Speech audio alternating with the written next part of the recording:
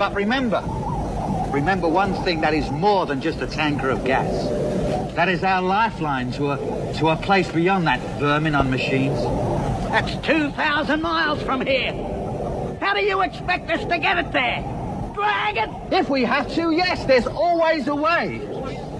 But the first step, defend the fuel. Words. Just words. You can't expect to compete with that. Every day we get weaker while they get stronger. It's finished. I'm sorry. 2 days ago, I saw a vehicle that'd haul that tanker. You want to get out of here? You talk to me.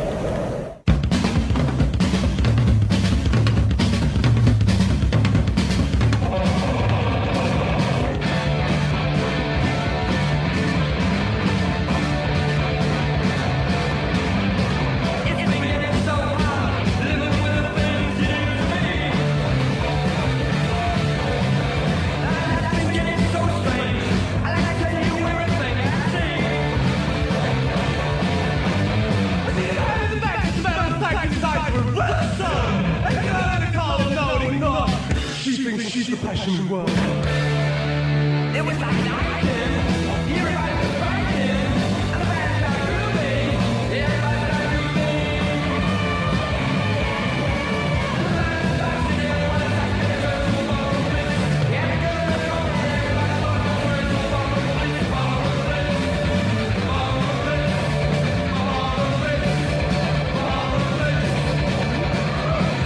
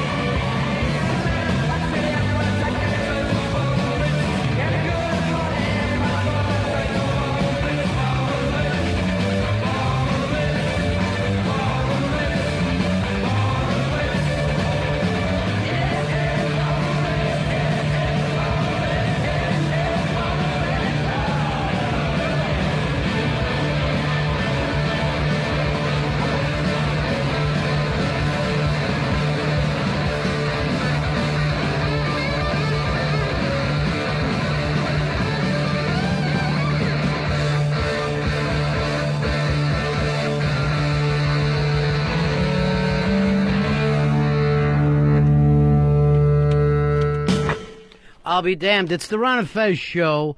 For some reason, Pepper Hicks shows No Love to Sweet and plays the damn version of that song. All right, 866-RON-0-FEZ. 866-RON-0-FEZ. I'm Ron Bennington. There's Fez Watley. Hiya, buddies. Another hot one here today in New York City. Hotter, I would say. Hotter and wetter than Tipper Gore's cooch. It is... That's hot and wet. And musty. Ooh, yeah. And musty. 866-RON-0-FEZ. 866-RON-0-FEZ. I'll jump right to the phones here. Hey, you're on the Ron and Fez show. Who's this? I don't have your name up there. Hey, Ronnie. just a commendation for whoever put the damned on. There's how many music stations on XM, and I got to get my fix on the Ron and Fez show. It's only going to come from the very eclectic Pepper Hicks. Pepper surprises me every day. And Earl's gone, where's the Journey? Where's the Genesis? I don't understand. I haven't heard Sticks in 6 months. Those are his favorites. I know they are. He sticks with what he likes. He is the only black white housewife that I know. The only one. He's got a soccer mom sticker on his car. All right, Unmasked is tomorrow, Fezzy, and it is unorganized and quite chaotic. That is going on tomorrow afternoon. If you want to be part of the audience for Unmasked, email live@xmradio.com. That email address, live@xmradio.com.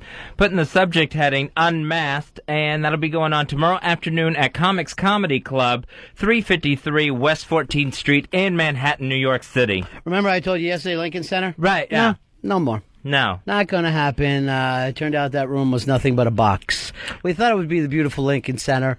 Just a box. I've always heard good things about the Lincoln Center. Lincoln Center, fine. But you have to be in the Lincoln Center rooms. It's just like if I sent you down to a toilet and I said, do the Ron and Fez show from there.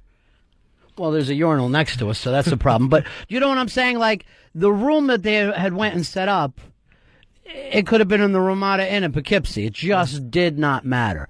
But Carlos Mencia is there. And, Wiki gave me the, let's not give out the place so we don't get mobbed with Carlos Mencia's fans. Carlos is that big now? I know he's on Comedy Central and he's doing well. I don't think we have to worry about a riot breaking out, Elvis Presley style, 1956. I think it's a risk willing to take. Yeah. Yeah, so that's going to be at the Comics Comedy Club, West 14th Street, New York City. If you want to be part of the audience, again, email live@xmradio.com, and in the subject heading, put Unmasked. Leave your name, your phone number, and the information will get back to you. So I'm going to give an interview with Carlos Mencia, Fez, and then Patrice O'Neill. Get right to the bottom of things. Find out what makes Patrice tick. I think that should be a fairly easy one. I think Patrice... Where does that come from? Now you sound... You know where you should work, XM? I do work at XM. That whole fairly easy. Just go do your thing. It just doesn't matter to me now. Oh, Fezzy, you too. Et tu, Brute. Oh, let me tell this Fez Watley story, and I'll try to wake up Dave and Pitsy and Earl in the other room. We don't go out and have the meals that we would like anymore because we... respect Fez Watley, so we all eat, I don't know what we're eating anymore, some kind of health food thing with hair in it that Vinnie Cooper gave us numbers to. I'm walking down the street 2 hours after the show yesterday. Who do I see standing on a corner? Mr. Fez Watley. What is he doing? Eating a muffin the size of your head. Eating a giant, buttery, blueberry muffin that looked like a globe. Blueberries, first of all, have plenty of antioxidants in them, and they're good for you. And they also, I know that you tell us that you're diabetic. Right. So you can't eat fruit. No, fruit's not the best thing for me, no. He's cheating. Forget cheating. Let's all cheat together. That's my point. I don't care that he's cheating. But why can't we all cheat on his diet at the same time? Why does only he eat an enormous muffin the size of a hot air balloon that HTG and Sheepy would go see? That's the only size muffin you can get in this town. He's getting some perverse thrill of making us suffer. And then he tells us on a vacation he's eating burgers and fries at Five Guys. There is something about his diet that only takes place during the Ron and Fez working hours. There are going to be moments of weakness. I will admit that, as much as that, that I am as weak as any other person. I understand, and I'm with you. Let's all be weak together. Let's stop making us try to let on this facade that we're all helping you if we're not. Let's all eat burgers and muffins. There's a beautiful place called Burgers and Cupcakes here in the city. I love both of those. Let's go have burgers and cupcakes. All right, what's the best meal? A burger. The best side? A cupcake. They have them both. I don't know if cupcakes officially recognized as a side. Fez has probably already been there twice this week. Thank you. I've never been to Burgers and Cupcakes. You would have sworn to the God that you were sticking with your thing and not eating a giant muffin.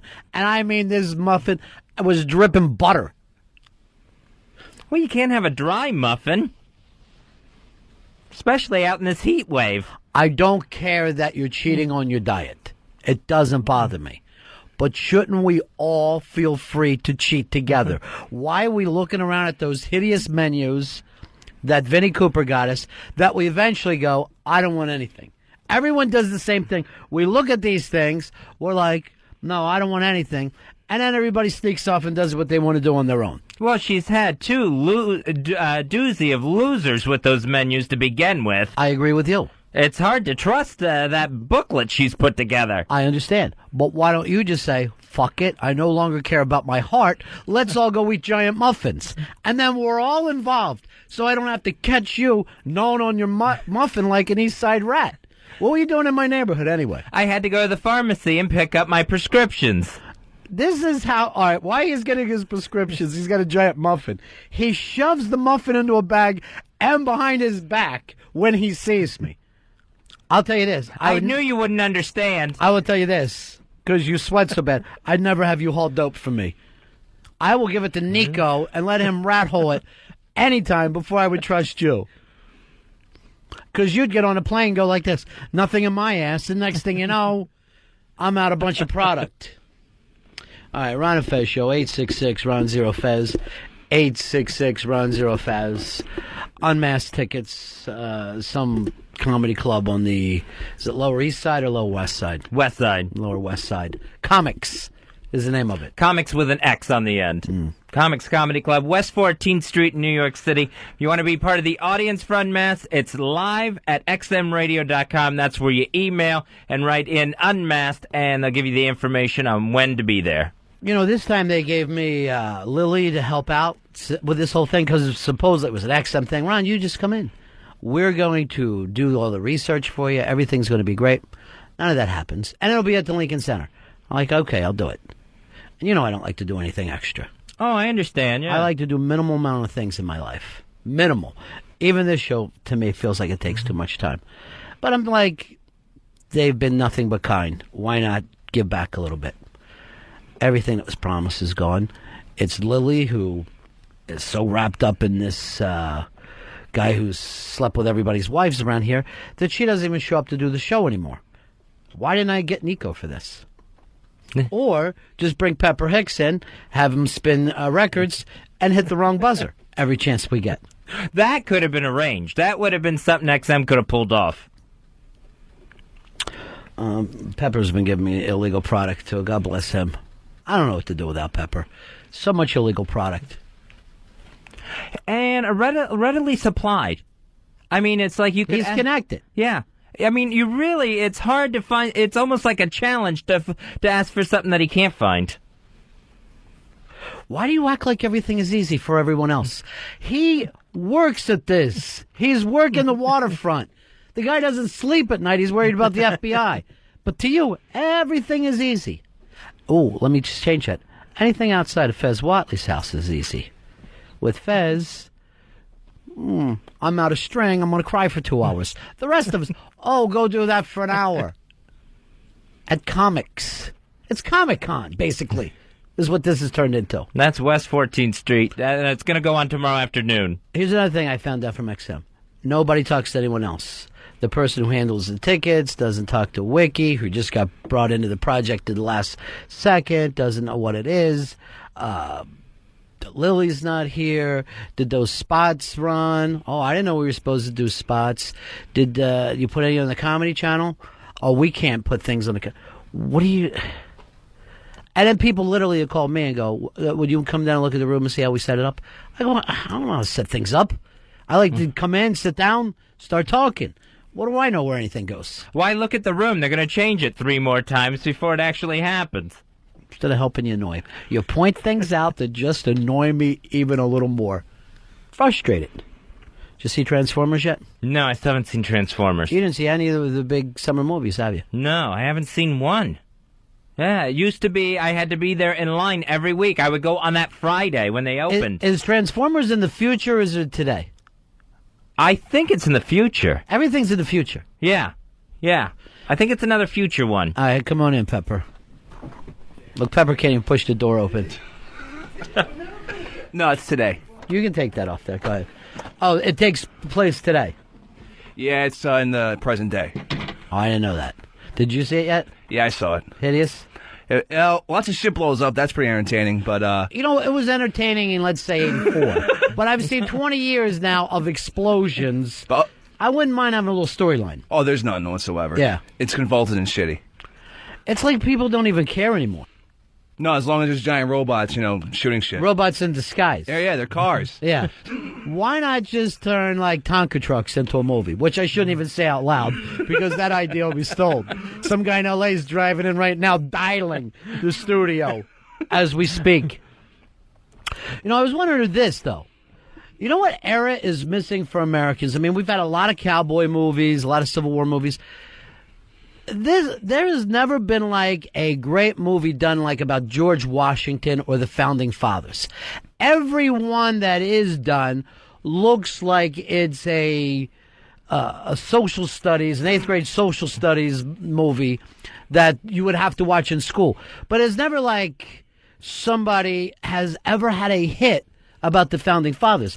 Now, those English people, they'll put out 10 films in a row about the 1700s. Oh, yeah. Every time you turn around, their biggest stars are walking around in wigs and doing something. We act like this country started Civil War and on. That's the thing that interests us. We like cowboys, which, by the way, there weren't as many cowboys as people think. There was a lot more miners than cowboys. Really? But you never see any big miner movies. Why would people risk their lives to go out west to make cows go to one place to the other when there was gold in them there hills? The real people who went west weren't thinking about settling. They were thinking about grabbing some gold and then making it back to New York as quick as they could with it and finding hookers and opium. Without getting robbed along the way. But why do you think we have very zero interest? I mean, I know anything I've ever seen that's been like a Thomas Jefferson, I'll start watching the film and I'm like, I'm bored as hell with this. But this, we can make movies about everything else and make it exciting. Why can't we make that work?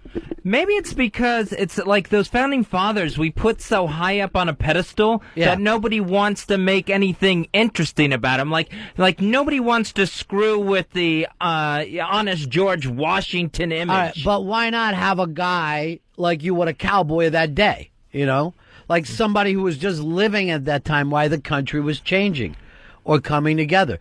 I know Mel Gibson tried Patriot. Right. And as a summer movie. And I literally, it was like suddenly the theater was filled with sleeping gas. And I looked around and people were just passed out all over. But people do not really care in this country about that period. Yeah, it's maybe the weapons weren't good enough that for it to be exciting enough on film. A musket. But why is it exciting enough for the English people?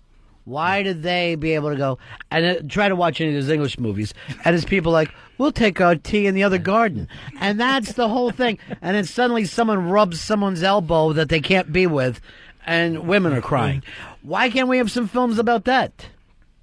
We are never going to get that in this country. It's too, like you said, it's too much social studies. People would think they're looking at a history lesson rather than an exciting film. Why don't you feel like you're having a history lesson when you're watching a Civil War film? And don't tell me you didn't cry during Glory when all those brokes got killed. I was sobbing like a baby when he took his shirt off and Moss had already beat him. Forget it. Did he win an Academy Award for that, Denzel? Yes, he won Best Supporting Actor. Everybody loves the Civil War. You can't get enough Civil War stuffs. And then forget conquering the Old West, beating up Indians. We love it. Good and Bad the Ugly was Civil War. We could go on and on. Yeah. We could go on and But on. nothing about Revolution. About the 1865 to like 1900. We love those. Love those movies. No one cares about the Revolution. Robert, you're on my face. Hey, boys. Yeah. We're due for a movie about the Battle of New Orleans, which happens in the War of 1812, because it's got everything. First of all, it's got the tie-in to New Orleans, which is always in the news because... And a great song, let's face it. That whole, the British kept coming, everybody loves that song. I'm sure Earl's grabbing it now. No, you never see anything about that. You never see anything about that. Here is Charlie. Charlie, you're Ron and Fez. Hey, guys. Yeah. What about The Patriot? That was a great movie with Mel Gibson. I brought that up, and it really was not a great movie, and it was kind of a flop for him. It wasn't a big hit, and wasn't well received. Very historical. You've got to be from one of the original 13 colonies to really enjoy that. Where are you calling from? South Carolina. All right, South Carolina. That's where you're calling from? No, I'm calling from Delaware. Oh, of course, the first state. Boy, you know what? They were the first state, Delaware, put themselves up. Have you heard from them since? No. Have you heard from them since? They were the first people to sign that document. They were the first ones into the party, grabbed a seat on the couch, and have stayed there ever since. You would think somebody like Tom Hanks would love to be George Washington. You know, as pompous as he's got with his career and the historical guy that he seems to be, he would like to go out and tell that story. Because apparently we only know one George Washington. We only know, the elderly, gray hair, already false teeth guy. But apparently he was this wild stud leading up to that. He was like a big action hero himself. Yeah. He was fighting Indians and doing all kinds of stuff and fighting the French and, making things happen. He was rich, nailing a lot of chicks. It's like Bruce Wayne. He used to fuck him two at a time, Big George Washington. He goes, what's one going to do me? You might as well give me one beer. It ain't going to work for me. What's Hank's been up to since waiting for something else that everybody else wants in taking that movie? Like he just forced himself into that Da Vinci Code when he didn't belong there. And it just looked like Tom Hanks with a wig on in the Da Vinci Code. He said it was his real hair, but I don't believe him to this day. No, I think what he's working on next is another Da Vinci Code movie. He's going to, reenact that character again. Oh, the prequel? Yeah, whatever that's called. I hate a prequel. Angels and Demons, that's what it's called. Angels and Dirty Faces, the old Jimmy Cagney thing. He's also going to be in that Charlie Wilson's War, based on that bestseller book. He loves a bestseller. Yeah. Now, to me, early in his career, I think he stopped it, but Tom Hanks completely lifted Bill Murray's character. Everything that, if you watched the 1980s, it looks like a watered down, like we couldn't get Bill Murray. So let's bring in Tom Hanks to act like Bill Murray. And now, somehow, after Forrest Gump, he's switched into some stoic, I don't know who he is now, Jimmy Stewart or something. He's totally Jimmy Stewart now. You watch a Tom Hanks movie now, and he will stutter more than ever, putting out a line. Where they could yell cut and let him do it again. I like when anybody lifts somebody else's character, like lifts their personality. That kid from Spider-Man, the bad one, is he's the bad kid and he runs around. His father was the Goblin or something. Oh, James Franco is the actor. He's completely doing James Dean so much that they put him in the James Dean story, but he never but he never stopped doing it. Every single movie you look at him, he's like, geez, it looks like they've superimposed James Dean into this. Christian Slater is waiting for when they do the Jack Nicholson story. I don't even know if we've seen that. He used to do that early on in his career. Now it seems like he's just stopped doing movies altogether. He did Alone in the Dark. What's that one about? That's with Tara Reid's this nuclear scientist. I was telling the guys about this last week. This is it the all-time worst movie you've ever seen? Awful. It's terrible. I mean, literally, you could take it to the point. This may be the worst movie that ever happened. It was based off a video game. Shit. I would say that, but all you guys are going and lining up for the Transformer movies. Yeah, I didn't line up. Which is, oh yeah, well you get it your own way. You got your own way of doing things. Hey, the guy that plays Stifler, Sean Scott Williams or whatever his name is. Oh yeah, he used to date Lily. Right. He is doing a Jim Carrey thing in every movie. Really? Yeah. He will. It's almost like Jim Carrey as Fire Marshal Bill or whatever that character was from In Living Color. But it's totally Jim Carrey that guy does. And it's obvious that he's lifted him. Hey, I wanted to thank somebody, by the way. and I'm not sure this website of the person's name, so somebody look it up. But it's Fuck the Bag and FBA. Could that possibly be a website? Yeah, Fuck the Bag's a real website.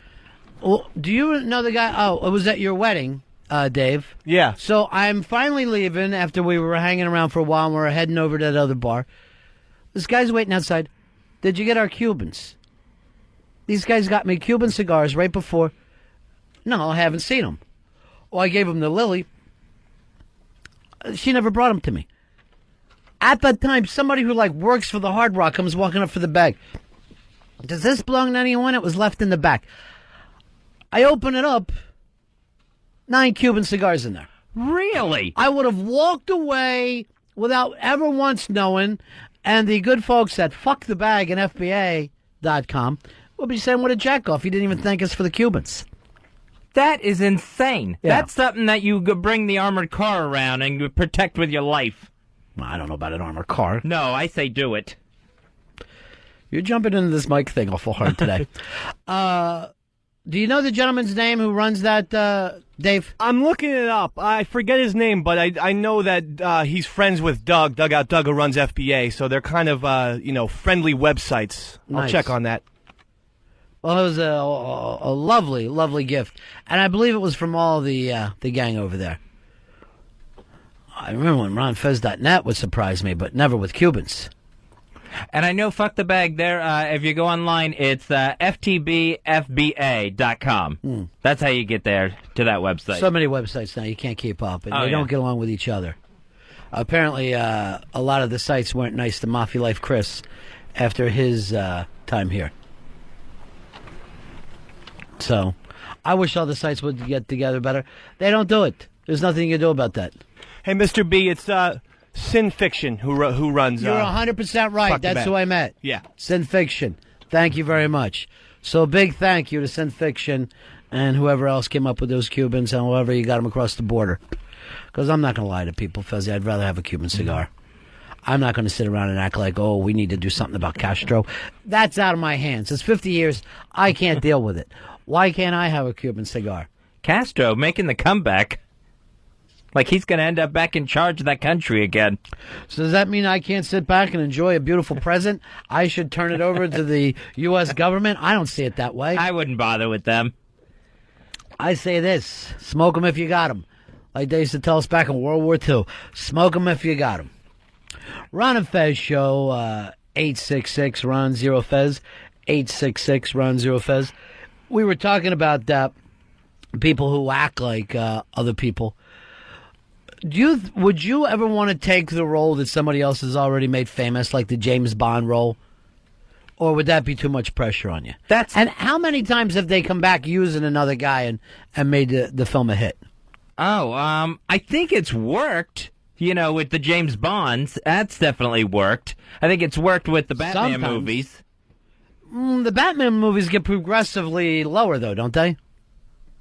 Yeah, that's true. Yeah, like that first original 4 that came out.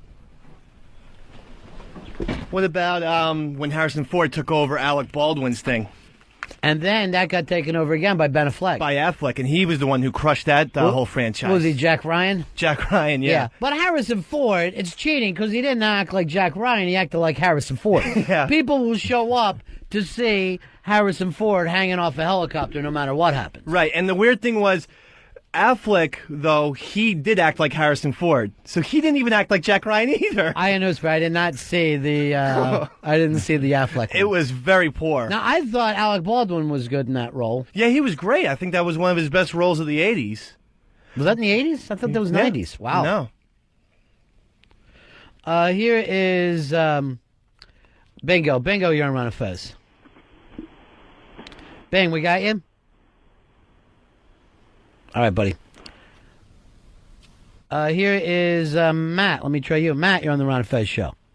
Hey, guys. How's it going? Hey. You know, part of the problem with Hollywood is not the stories that they're coming up with now. It's the fact that they go from one movie, okay, let's do a sequel. Let's do a sequel. Hey, why don't we remake this movie? That's all it is. They don't have any good ideas anymore. And yeah, but you know what? All it takes is one hit. Like, as soon as there's a hit pirate movie, which, pirate movies used to be a staple in Hollywood.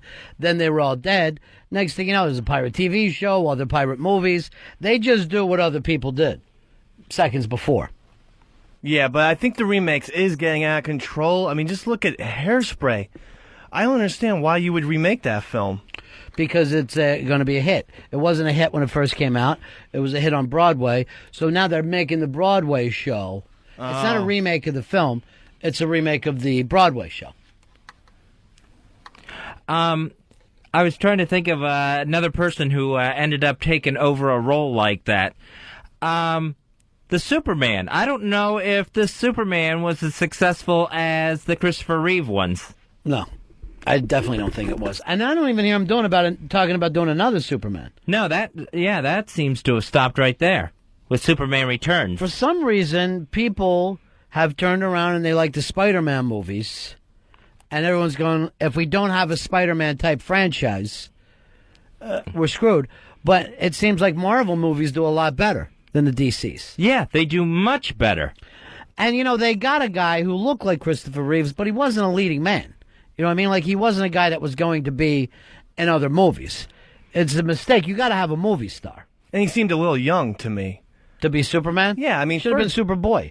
Yeah, but I mean, honestly, he was supposed to be, super playing for 5 years. Then he comes back. Shouldn't he be like Superman in his early 40s at that point?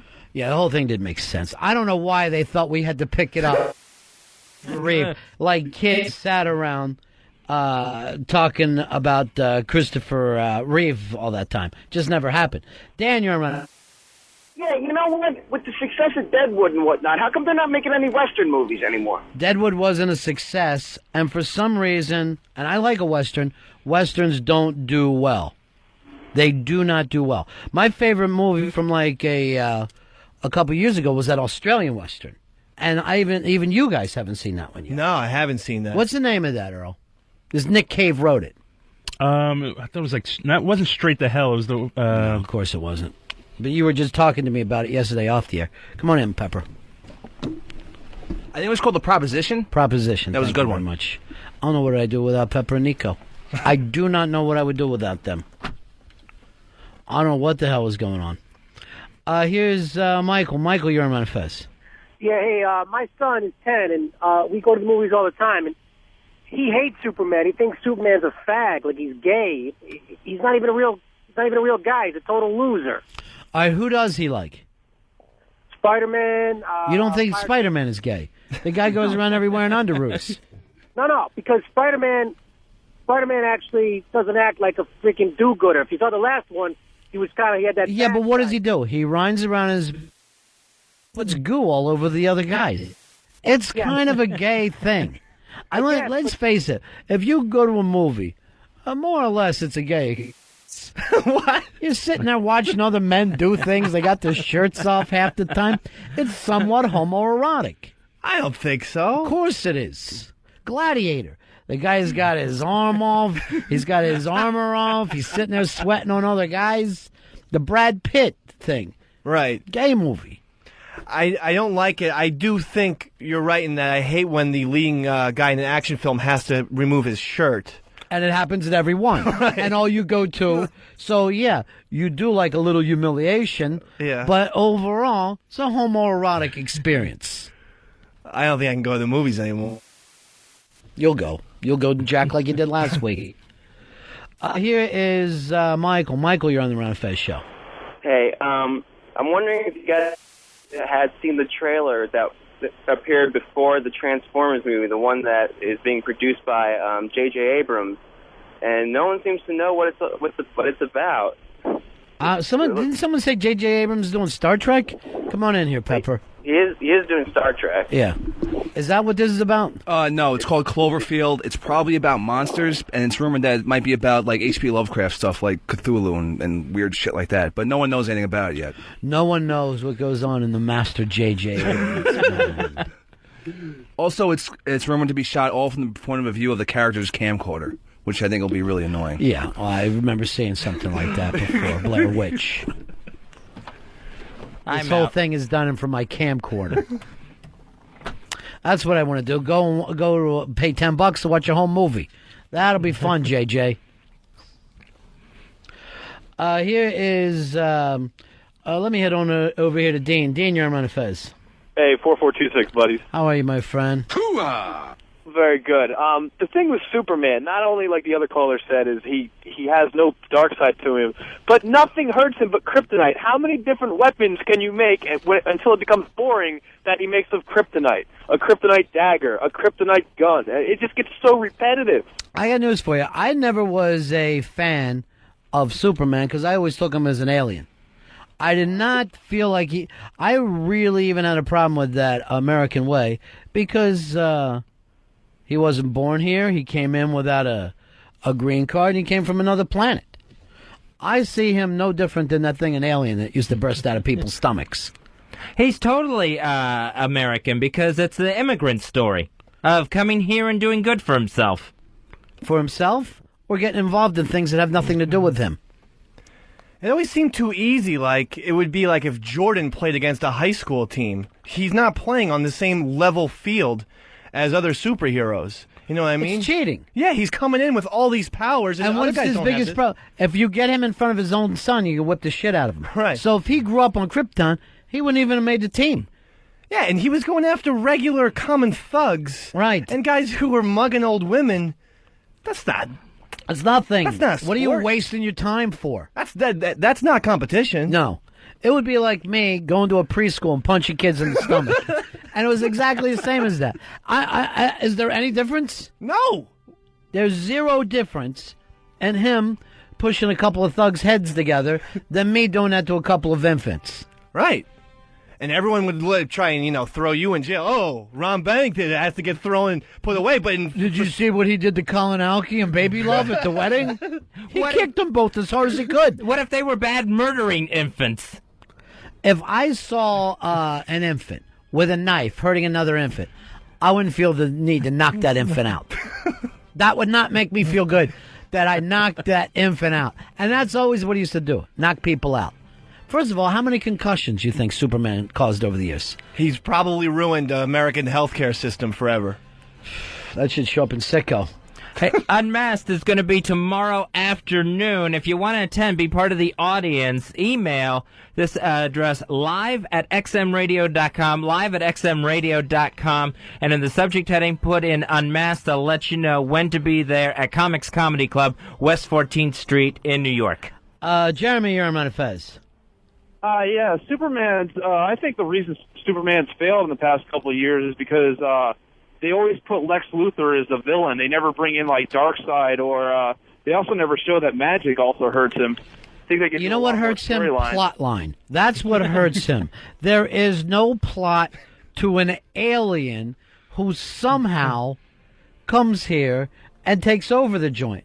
If anything, we all should have joined in with Lex Luthor and tried to destroy him like we would with any alien. And then Lois Lane fucks someone from another planet? Ew. And Lex Luthor... Why not fuck E.T.? Oh, I forgot about that. Lex Luthor is like basically a Donald Trump type character. And Americans shown that their interest in The Apprentice is waning. So why do you think... Apprentice is back. Oh. After this, by the way, this whole thing just went out on me. This entire phone bank. Boy, no part of my life is easy right now, Fez. I ain't gonna lie to you. Every time I turn around, there's problems. You need me to get out of there? See, I think Superman actually tries to... I think he does his part. He's an alien who is actually trying to help out. He's trying to win everyone's trust. So I don't see him as the evil alien. Is he beating up Americans? Is he fighting a fair fight? No, he's not fighting a fair fight because Has he got a green card? Well, no, he's not going to have a green card. Well, then he's cheated his way in. Why does he hide who he really is? Why does he need another name? Well, that's so he can have a life, or else he'd constantly be having to get cats out of trees and everything else. So he's not here to help. He's here to do what he wants to do, and then hide those intentions from the American people. He's here to help. He's just... Says who? Him. That's up to him. It's not up to us. We have things to do here in this country. You come in through the proper channels. He has not. He lives by a hidden identity, which is against the law. So he has decided this, Fez, not by the laws that we have, but by his own law. And what is that based on? His unnatural strength, due to the fact that this isn't his son. That's the only thing that he's got going for him. A different son. Now, if we went to Krypton, would we be strong? No, I think it would be just the opposite. We'd be even weaker? We would you know how he can fly because of our son? Mm-hmm. I think we would barely be able to get off the ground. I think we would be pinned to the floor of Krypton. I think it would be worse. I think we'd be sickly. And I think our internal organs would collapse upon themselves. He has all this special eyesight, like X-ray vision, heat vision. We would probably be blind on Krypton. I honestly don't think we would live long. I think we would live seconds. I think it would be like dropping us off at the bottom of the ocean. The pressure would just destroy us. We would. We would just be pinned until we were flattened. There'd be super breath. We would have zero breath whatsoever. Unmasked, it's going to be tomorrow afternoon. It's going on at Comics Comedy Club, 353 West 14th Street in New York City. Fez, don't plug all that. Plug just Carlos Mencia. Because Wiki tells me Carlos Mencia, gigantic star. Everybody will come out in the afternoon to see Carlos Mencia. All right, Carlos Mencia. He will be part of Unmasked. Email. He's not going to be part of Unmasked. It's all about Carlos Mencia. And you can email at live@xmradio.com, live@xmradio.com, with the subject heading Unmasked in your email. Give me your information, and you'll find out all about it. Seeing Carlos Mencia tomorrow afternoon. So I don't have phones working at all right now, Fez. We do struggle. We do struggle here. Yeah, very much so. The American League won the All-Star game last night. How's that different than any other year? 11 years in a row now for the AL. 5-4, yes, last night. I love watching Willie Mays in the pregame stuff. Anthony went out to San Francisco for this? Fantastic. It was Willie Mays they were honoring, and he was so Willie Mays. He was like autographing a ball for Jose Reyes and stuff. He gets in a Willie Mays mode, and he really just takes care of the fans. He loved just being Willie Mays out there last night. Earl, any good concerts coming to town? Anything I could go see? The only really great show that I can think of coming up is the Rock the Bells Festival with Rage Against the Machine at the end of the month. All the original guys from Rage? All original members. And who else is going to be there? It's Wu-Tang Clan, it's Cypress Hill, it's The Roots. It's just going to be an all-day live hip-hop rock festival. It's going to be amazing. Sounds too hot. I got to be inside and I got to have a seat. I can't sweat out in the dusty Randall's Island. I'd rather see a Rage Against the Machine cover band and go to some place that had food and drink and that you could sit in a booth.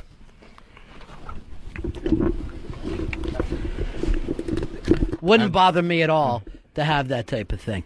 Would much rather do that than anything else. Now, this was going to be the summer when we got the big Van Halen reunion, and that's completely off, right, Earl? Well, Eddie had to go into rehab, and then I never heard about him again. Yeah. Yeah, David Lee Roth completely talked himself out of another tour. He just kept running his mouth off about the situation. All right, so the band. it was so much David Lee Roth's fault that he was forced to go to rehab, that Eddie had to go to rehab. Yeah, Eddie had to go to rehab, but then once that happened, everything was set, everything was ready to go, and then Dave was being Dave. He just kind of lost his mind again because they wanted... It was a whole situation regarding money and guarantees, and then he got into a fight with the promoters, and then the promoters just said, screw this, the tour is off. So it wasn't going to go all that well.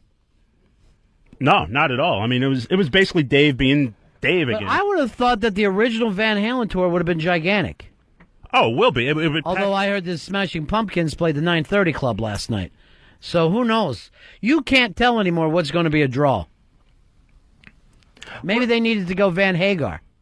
Yeah, were the Van Halen CDs with Hagar, were they as big a hits as with David Lee Roth? Yeah. Now, I don't think they're remembered as fondly, but because it's a much more of an 80s band. Right. You know what I mean? It was an old 80s sound, and people tend to like the 90s classic Van Halen better.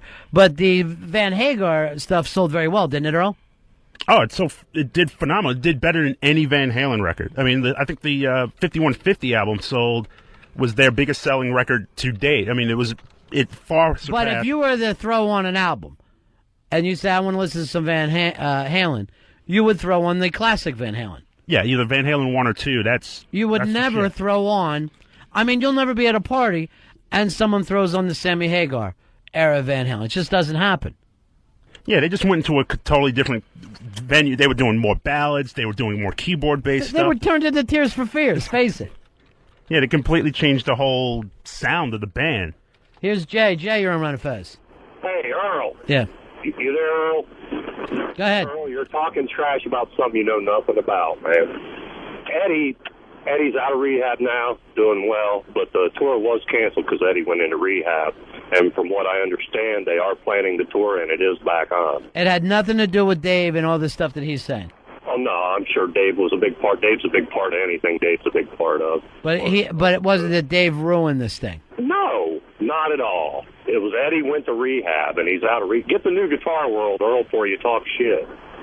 How come you never read Guitar World anymore, Earl? What the hell's happening? I don't think I've ever read Guitar World. I mean, I think I got one issue in my life, and that's when Vernon Reid was on the cover. Tom, you're on Ron and Fez. Yeah, I think it was kind of like when there's a couple of things. One, I think when Eddie picked up the keyboards, the guitar got put back a little bit. I think guitar-wise, the stuff with Dave was better. Vocal-wise, the stuff with Sammy's better, if that makes sense. It does make sense to me, but songwriting, I think you end up liking the Dave songs better. They have that more rock, there's a more fun feel, and the Van Hagar stuff seems like it could have been made by almost any 80s band. Yeah, but Dave stunk in concert, and again, I think it was kind of like Dylan going electric with Eddie picking up the keyboards. I think not that the stuff after he started, after 1984 didn't have some kick-ass guitar on it, but the first time I heard Eruption, I dropped the bong and thought I heard God. I mean, come on, that's the Hendrix of my generation, Yeah, you would be. I honestly feel like people don't remember Eddie Van Halen the way that it was. But, I do give them credit, because it is very, very difficult to lose your lead singer and then go on and be as successful, if not more successful. It's almost impossible. Yeah, especially when it's someone as charismatic as David Lee Roth. And, as noticeable and, actually, the face of Van Halen more than Eddie and Alex. So that's got to be even more difficult. The lead singer is the face of any group, whether you Right. like it or not. We talked about that. I think this ran over the best of with the Jay Giles band. Everybody used to think that Peter Wolf was Jay Giles. He wasn't. But because of the name of the band, and that's why people used to think that Dave was Van Halen. Right. There was fucking people that would call him Van when the band started. They'd be like, Van, what's happening? You guys putting out an album? I have to say, I know what you think, but I'm not Van Halen. You maniacs. How many people have pulled... Would you say Black Sabbath, Earl, pulled it off? With Dio? Yeah, I think they pulled it off with Dio, with Heaven and Hell, Neon Nights, The Mob Rules. They put out like a string of really strong albums. That you can make the argument rank right up there with, Iron Man's and the Paranoids. It is a very, very rare thing that the band is able to go on, though, without the lead singer. 866-RON-0-FEZ. 866-RON-0-FEZ. And I don't mean go on like some kind of nostalgia act and playing the old hits, but I mean going on to make records and new stuff and have the fans still paying attention. Journey has that fake Steve Perry guy, and they're running around playing, fairs and whatnot, making money. But that's not the same thing as, hey, when's Journey's new album coming out? Yeah, Journey, it actually seems like they're trying to hope no one notices. That guy is so much like Steve Perry. Dave, you're on Ron and Fez. Hey, buddies. I believe Sammy Hagar was the more talented of the two vocalists. I mean, he had a better voice. Yeah, but that's not all that you're looking for in a band. It's not like Mick Jagger ever had a great voice. No, David Lee Roth, he was like the showman of the group. And it isn't just showman. You go, that is the thing that we're looking for. You know what I mean? Whatever that personality is on stage, that's the thing that we're looking for. And it's very, very difficult to replace that. Chris, you're on Ron and Fez. Ronnie, buddy. Yeah. Sid Barrett brought Pink Floyd to a level, and then after he went crazy, they just kind of like elevated to a whole nother level when I guess it was David Gilmour that came in after that or something. Well, you know, the interesting thing, is they were kind of a cult band before that. They weren't a big, mass, successful band. They were, though. Weren't they with like the tour like the Beatles and shit like that, or no? Where? In England? In London, like around 66, I guess, or 67. But, I mean, no one ever considers Pink Floyd part of the English invasion. They didn't make it big in the U.S. True. All right, man. Pink Floyd could have easily, named themselves something different because they were kind of a big band after that. Nigel, you're on Ron and Fez. Genesis, Peter Gabriel to Phil Collins, they still went on and became successful. Yeah, they actually did. And I don't think Phil Collins sang before that. No, I think he was just drumming. Yeah, just drumming. Here is Dave. Dave, you're on Ron and Fez. Hey, buddies. Yeah. AC/DC, bro. They did it. AC/DC did it. And did they have some of their biggest hits after, Earl? Yeah, I mean, Back in Black it's one of the greatest selling albums of all time. They did it first time out. That's unheard of. To make a major change like that, and then your first record out to sell a phenomenal amount of copies. Some of that stuff's a little hazy for me. What was the Bon Scott hits and what was the Brian Johnson hits? Bon Scott hit was Dave Don't Fuck Jelly. Well, like Bon Scott stuff was like TNT and Big Balls and High Voltage and Highway to Hell. And then when he brought in Brian Johnson was Back in Black and For Those Who Are About to Rock, We Salute You, and That's the Way I Want to Rock and Roll. So wow, so they did actually get bigger. Yeah, I mean, to do it the first time out with a new lead singer, and to replace a lead singer who was very charismatic. Bon Scott was very charismatic to do that. You should get a hold of Billy the Phone Freak, our old producer, because he's doing something with Brian Johnson. Brian Johnson is touring, I think, around with some members of AC/DC. I don't know exactly what is happening, but you should try to get a hold of him. Will do. Here is Scott. Scott, you're on Ron and Fez.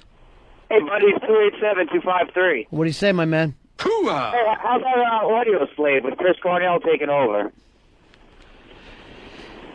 They did stuff before? Well, it was Rage Against the Machine. Yeah, but that's, to me, that's going on to form a new band. Different thing. So my thing is, people leave one band to go to another, but when you think, I'm going to the Rolling Stones, you expect to see Mick Jagger on stage.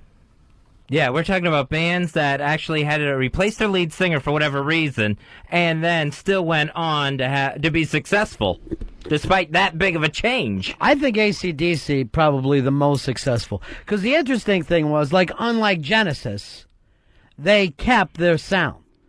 Where Genesis, if you like the Peter Gabriel Genesis, you're embarrassed by the Phil Collins Genesis.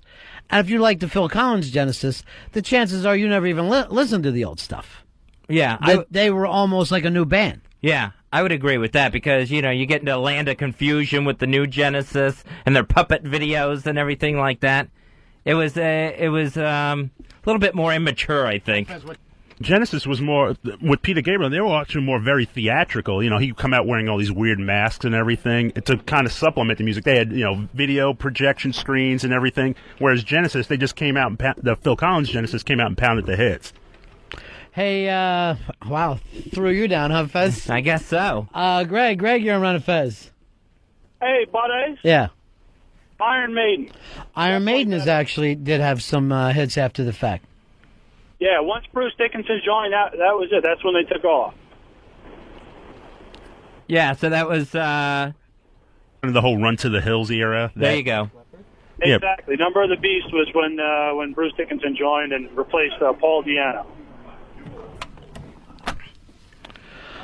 Here is Keith. Keith, you're on Ron and Fez. Hey, hello? Yes. How's it going? What can we do for you? Good. I just, what about Def Leppard? They switched guitar players and they lost an arm and they got way more popular. Not what we're talking about. We're talking a lot of bands have replaced different members. But it's a very tough thing to replace the lead singer. Almost impossible. I would go so far to say. It's got, I mean, they have to sit down and wonder, can we possibly do this? Is there, I mean, with Van Halen, it seems like they went out and got a name to try to pull it off. But really, that part doesn't matter. What matters is the brand name. That's what they've learned from merchandising, where people will show up at a Pink Floyd show, but they don't show up at a Roger Waters show. Right. Doesn't matter to them who sings, who wrote the music. None of that has anything to do with it. But once the brand name is known to people, then you've got something to sell. That's the annoying thing about the American public. They don't care what they're getting as long as the perception's there. Here is Jim. Jim, you're on the Ron and Fez show. Hey, how about Leonard Skinner, man? They got that new singer, and they got a ton of hits, don't they?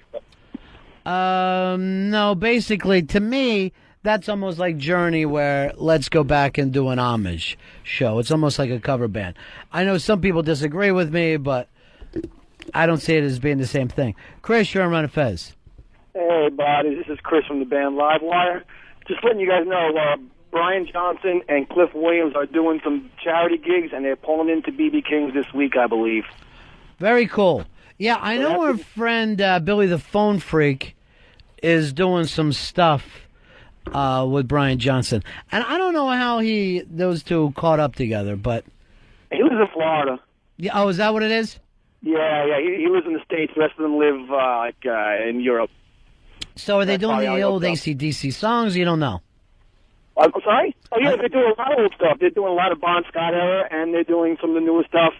And rumor has it they're going to whip out some of the songs that will be on the album coming out in January. Thank you very much. You got it. And if Earl did his job, he'd know those things, too. 866-RON-0-FEZ. 866-RON-0-FEZ. Scooter, you're on Ron and Fez. Hey, Ron, how about the Black Flag? Started off with Greg Ginn, then went off to Henry Rollins. It really blew off. Actually, a very good case there that they actually got bigger with Henry Rollins. And that was one of those weird things like the movie Rockstar, where Henry Rollins was a fan of the band and then got a chance to join them. Really? I didn't know that. He used to roadie for him. So, yeah, that's a real weird one. Matt, you're on Ron and Fez. Yeah, hey, buddy. Was thinking of Chicago, too. They had a lot of success after Peter Cetera left. Yeah, Chicago was one of those things where they got bigger, and the guy that they replaced was like even the songwriter, right? Yeah, and he has a great voice, too, and he's the bass player. Yeah. All right, thanks. 866-RON-0-FEZ. 866-RON-0-FEZ. Now, I know most people aren't a Chicago fan, but they were a major, gigantic band in terms of what kind of money they made, and they still probably sell out all kinds of shit. Here's Danny. Danny, you're on Ron and Fez. Yeah, I'd have to say agree with him. Chicago, but also the Doobie Brothers and the Eagles. Who did the Eagles replace? Well, I mean, how many different people sang for them, and they had a lot of hits with every singer. Yeah, no, it was always the same two guys, I think, sang on most of the hits. Wow. We got a special guest lined up that just called in. Did Billy hook this up for us, Earl? Yeah, Billy was able to help us out with this one. Let's play him in.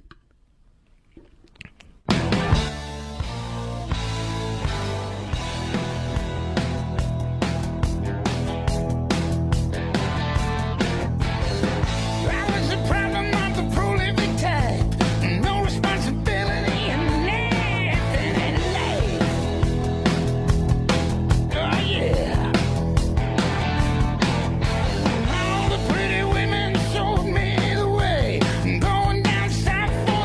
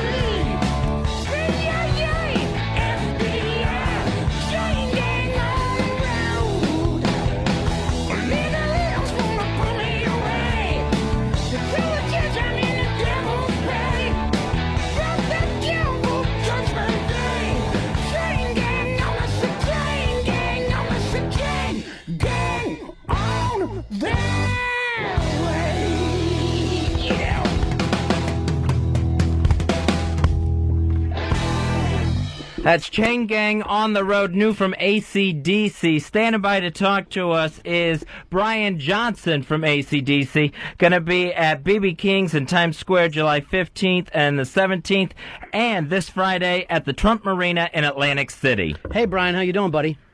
Hi, I'm doing good, me son, but that's not an AC/DC song. That's just a song me and Cliff put together in about a half an hour in the studio just for the John Entwistle Foundation. It's not it. It's got nothing to do with AC/DC. Oh, okay.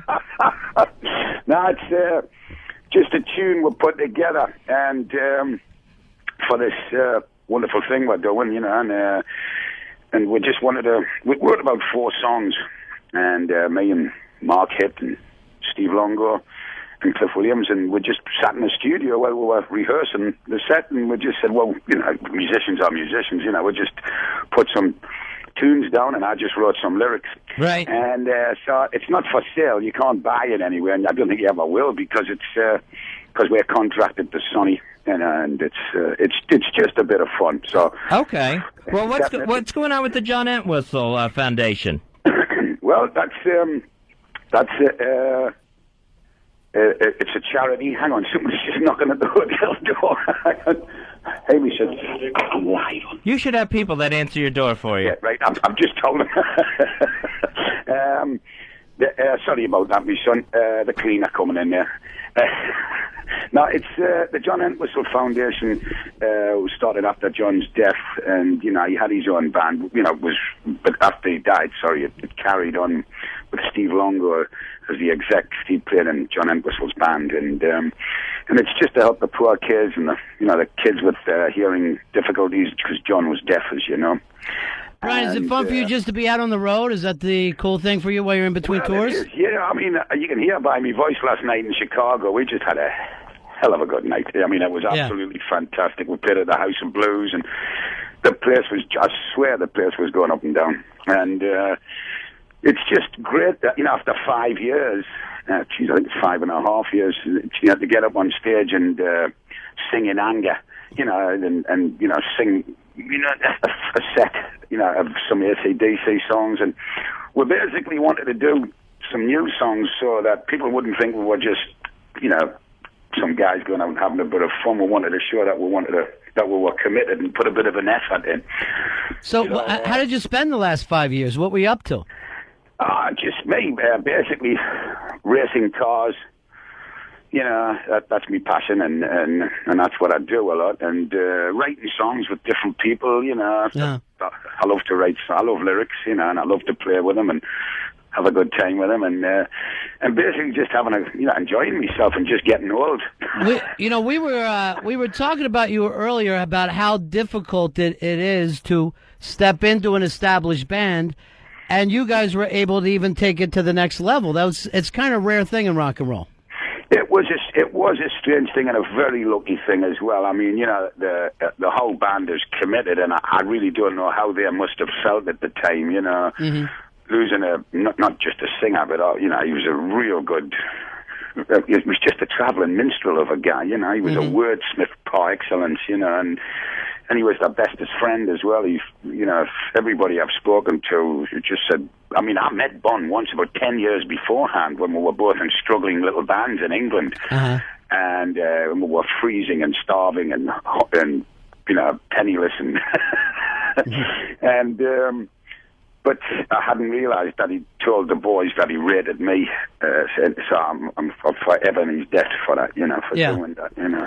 Was there a lot of pressure on you, though, to fill those shoes, or was it all... At the time, I remember when the guys asked us to come to the Bahamas and try to see what happened, you know, and I went over there, and suddenly I was hit with this thing that I had to write this album, and it wasn't finished. You know, the guys just had the, you know, the tunes, the backing tracks that they were just working on, and it was an exciting period in my life because, I mean, it was cut in 6 weeks. You know, the budget was very small, and you know, AC/DC weren't the band. They were, you know, they had a big following, but record sales weren't as big as they should have been, because I thought they were great. And the Back in Black album, I guess, just kicked kicked it into another gear. And, Yeah, it was just monstrous, just Yeah, gigantic. it's a beast, that thing. It's still, Yeah. it's still in the top 100.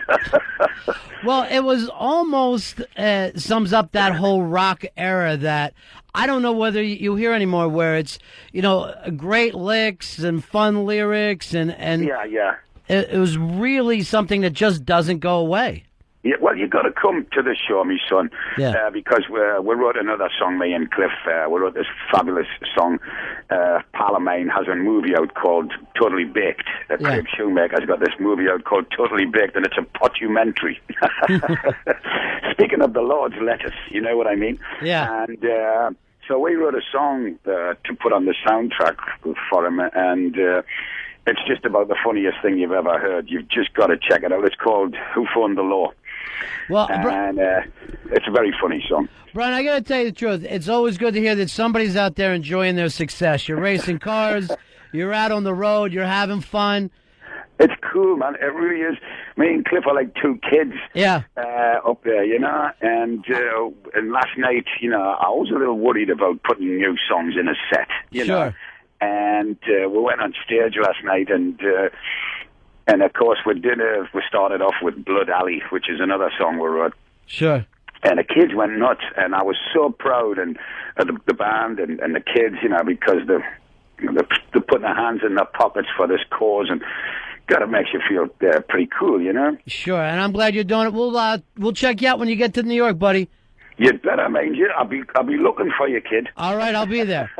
Take care. Brian Johnson.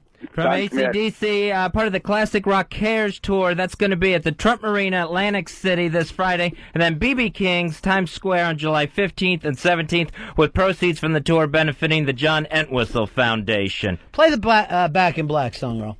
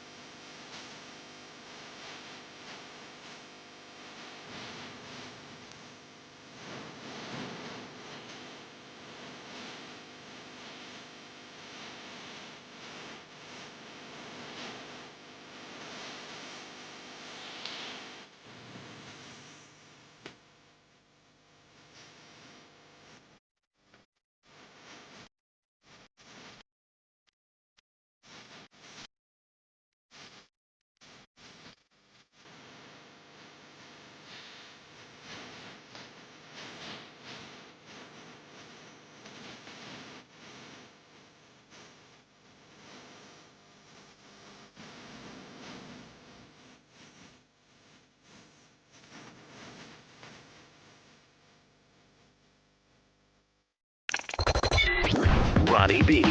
Fez W. The Ron and Fez Show. Yeah, buddy, the Ron and Fez Show. 866-RON-0-FEZ. 866-RON-0-FEZ. Come out and meet Carlos Mencia tomorrow. You want to meet Carlos Mencia at Unmasked? You email live@xmradio.com. Live@xmradio.com. Put in the subject heading Unmasked. That'll be for Carlos Mencia tomorrow afternoon. And Patrice O'Neill. Both of them interviewed by me for a XM show that I guess will be on the comedy channel. Hey, Dan, you're on the Ron and Fez show. Or Dean, you're on Ron and Fez. Hey, love you guys, love the show. Thanks, brother. Was blown away by the Brian Johnson. Was totally unexpected. Awesome interview. I've loved AC/DC since I was a kid, man. You know, the weird thing is, can't wait to see him again. Everybody kind of loves AC/DC, even if they're not your favorite band. They got a lot of your favorite songs. They've always been my favorite band. One of our ex-producers, Billy the Phone Freak, is having something to do PR work with this tour that Brian's doing. And then our new producer threw Fez under the bus by having him intro some song I'd never heard before. And when I said play some, I'm like, what the hell is this? But I'm like, I'm not the biggest AC/DC fan in the world, other than the big hits. So I'm just sitting here. And then Fez goes and plugs a fucking song that the guy starts going, that's not AC/DC, me son. Yeah, as I'm saying, new from AC/DC, thinking I'm doing, what I can here. And does Earl chime in to help me at all? No, I just get left laying one more time. What are you talking about, me son? That's not AC/DC. That's a piece of shite me and me mate put together. This is how bad I got thrown under the bus. Not only wasn't it a new AC/DC song, it's a song that's not even available. You can't, according to Brian Johnson, you can't even buy this thing. Right. That I am now plugging like, the greatest gift of music ever. Thank you, Brian Johnson. So when I go, hey, play us in, when I see it's popped up that quick that Billy got him for us, I thought it shook me all night long. Something that's played on the radio. You normally play the big hit. And then he's playing some obscure thing, and I'm just sitting over here going, well, I guess, Earl thinks that this is a hipper thing that I don't know about. And then I hear you, reading off the card that was handed to you. Because luckily, I always say, let Fez read off the card. No matter what it happens to be. Hey, that's right. I just noticed. You always look bad with the guests. Always. You always mispronounce their name, mispronounce what they're doing, or give out the wrong date. Oh, it'll be, .org instead of .com. Yeah, it'll always be one little thing that I can't make it through a plug without the guests. Because trust me, when I got up this morning, the last thing I thought of was Brian Johnson from AC/DC would be taking me to task. Here's the beauty of it, though. Earl takes full responsibility. Not to Brian, but to you. Oh, yeah. Yeah, when no one can hear it and when we're playing the actual AC/DC song. I love that. Yeah. It's the exact opposite of radio. Normally in the history of radio, Fez, you get a guest, you play the thing that the audience wants to hear, you do an interview with them, and hopefully it goes nice, so you play the stuff that they're promoting. Right. Now, we know this, they know this, the record guy knows this. It's the history of what happens that goes on. Everybody always has something to promote, but to do that, you're forced to sit through the old hit. But Earl's playing something. I'm like, well, this is obscure. But again, I don't have a bunch of AC/DC albums at home. I know the shit like everybody else knows from the radio. Oh, and I don't know crap, but it's as simple as this. You follow time. It goes linear. You play the thing that happened first, then the newer stuff. It's not even a matter of linear. It's this is what we want, and this is what you are trying to promote. Yeah. So if you want to be, if you have a brand new hit, it opens with the brand new hit. But if you have a brand new thing that the audience doesn't care about, so that's why I'm like, what the hell is this? I really expected Earl to be playing a major hit. But there you are reading off the card, hey, the new AC/DC. I'm like, well, that's odd. No, me son. Yeah. What the fuck are you talking about? Blimey. So Earl, just add this to your long, long hit list of guests that you've gotten pissed at Fez from just giving me bad information. Doesn't matter, Fez. You're not going to do anything about it. You know it. He knows it. We all know it. Joe, you're on Ron and Fez. Hey, guys, what's up? Yeah. I just wanted to say, I think it's funny how your own producer can get Brian Johnson on the phone in 5 minutes, and Earl can't manage to get any reputable guests in months. Here's the funny thing, too. Our old producer would do that without a giant booking agency, the way Earl has. Earl says he's working on guests, but he calls a booking agency. Billy the Phone Freak, we used to call him that because he could get anybody on the telephone. Yeah. That was back in the Ron and Ron days. Anybody in the world he could get on the telephone. Yeah, it was just ingenuity and bore-assing. It was tenaciousness. He would lie. Yeah. He would lie to get people on the phone. Earl, you get today's Punked Award. I give it to you. You got Fezzy. Egg on his face. Nice work, Ashton Kutcher. I wish you were going to say it. I love to start every interview that way. As a matter of fact, I stayed out of it for a while the bullets were flying. I'm like, hold on. Fez is sitting over here apologizing. Let's Earl set him up. He opened the door, a bucket of shit fell on his head. I'll sit on the other side and laugh with him with everybody else. How's the shit smell to you from over there, Earl? Smell good? No, it does not. That Fez, it was clearly unintentional. Clearly. Why were you laughing? Wasn't laughing. You must get a joy out of it. You do it every time. No joy at all. It is amazing that it's 100% of the time that Fez looks like the antisocial, unorganized maniac. Yeah, where it's, I have a book title wrong, I have a website wrong, I have a name wrong. Remember A Taste of Lemon? Oh, God. With Jack Lemon's kid, he's trying to come in here and tell stories about his old man. Dead dad. Chris Lemon's in here, and I'm going, a taste of lemon, when it's a twist of lemon.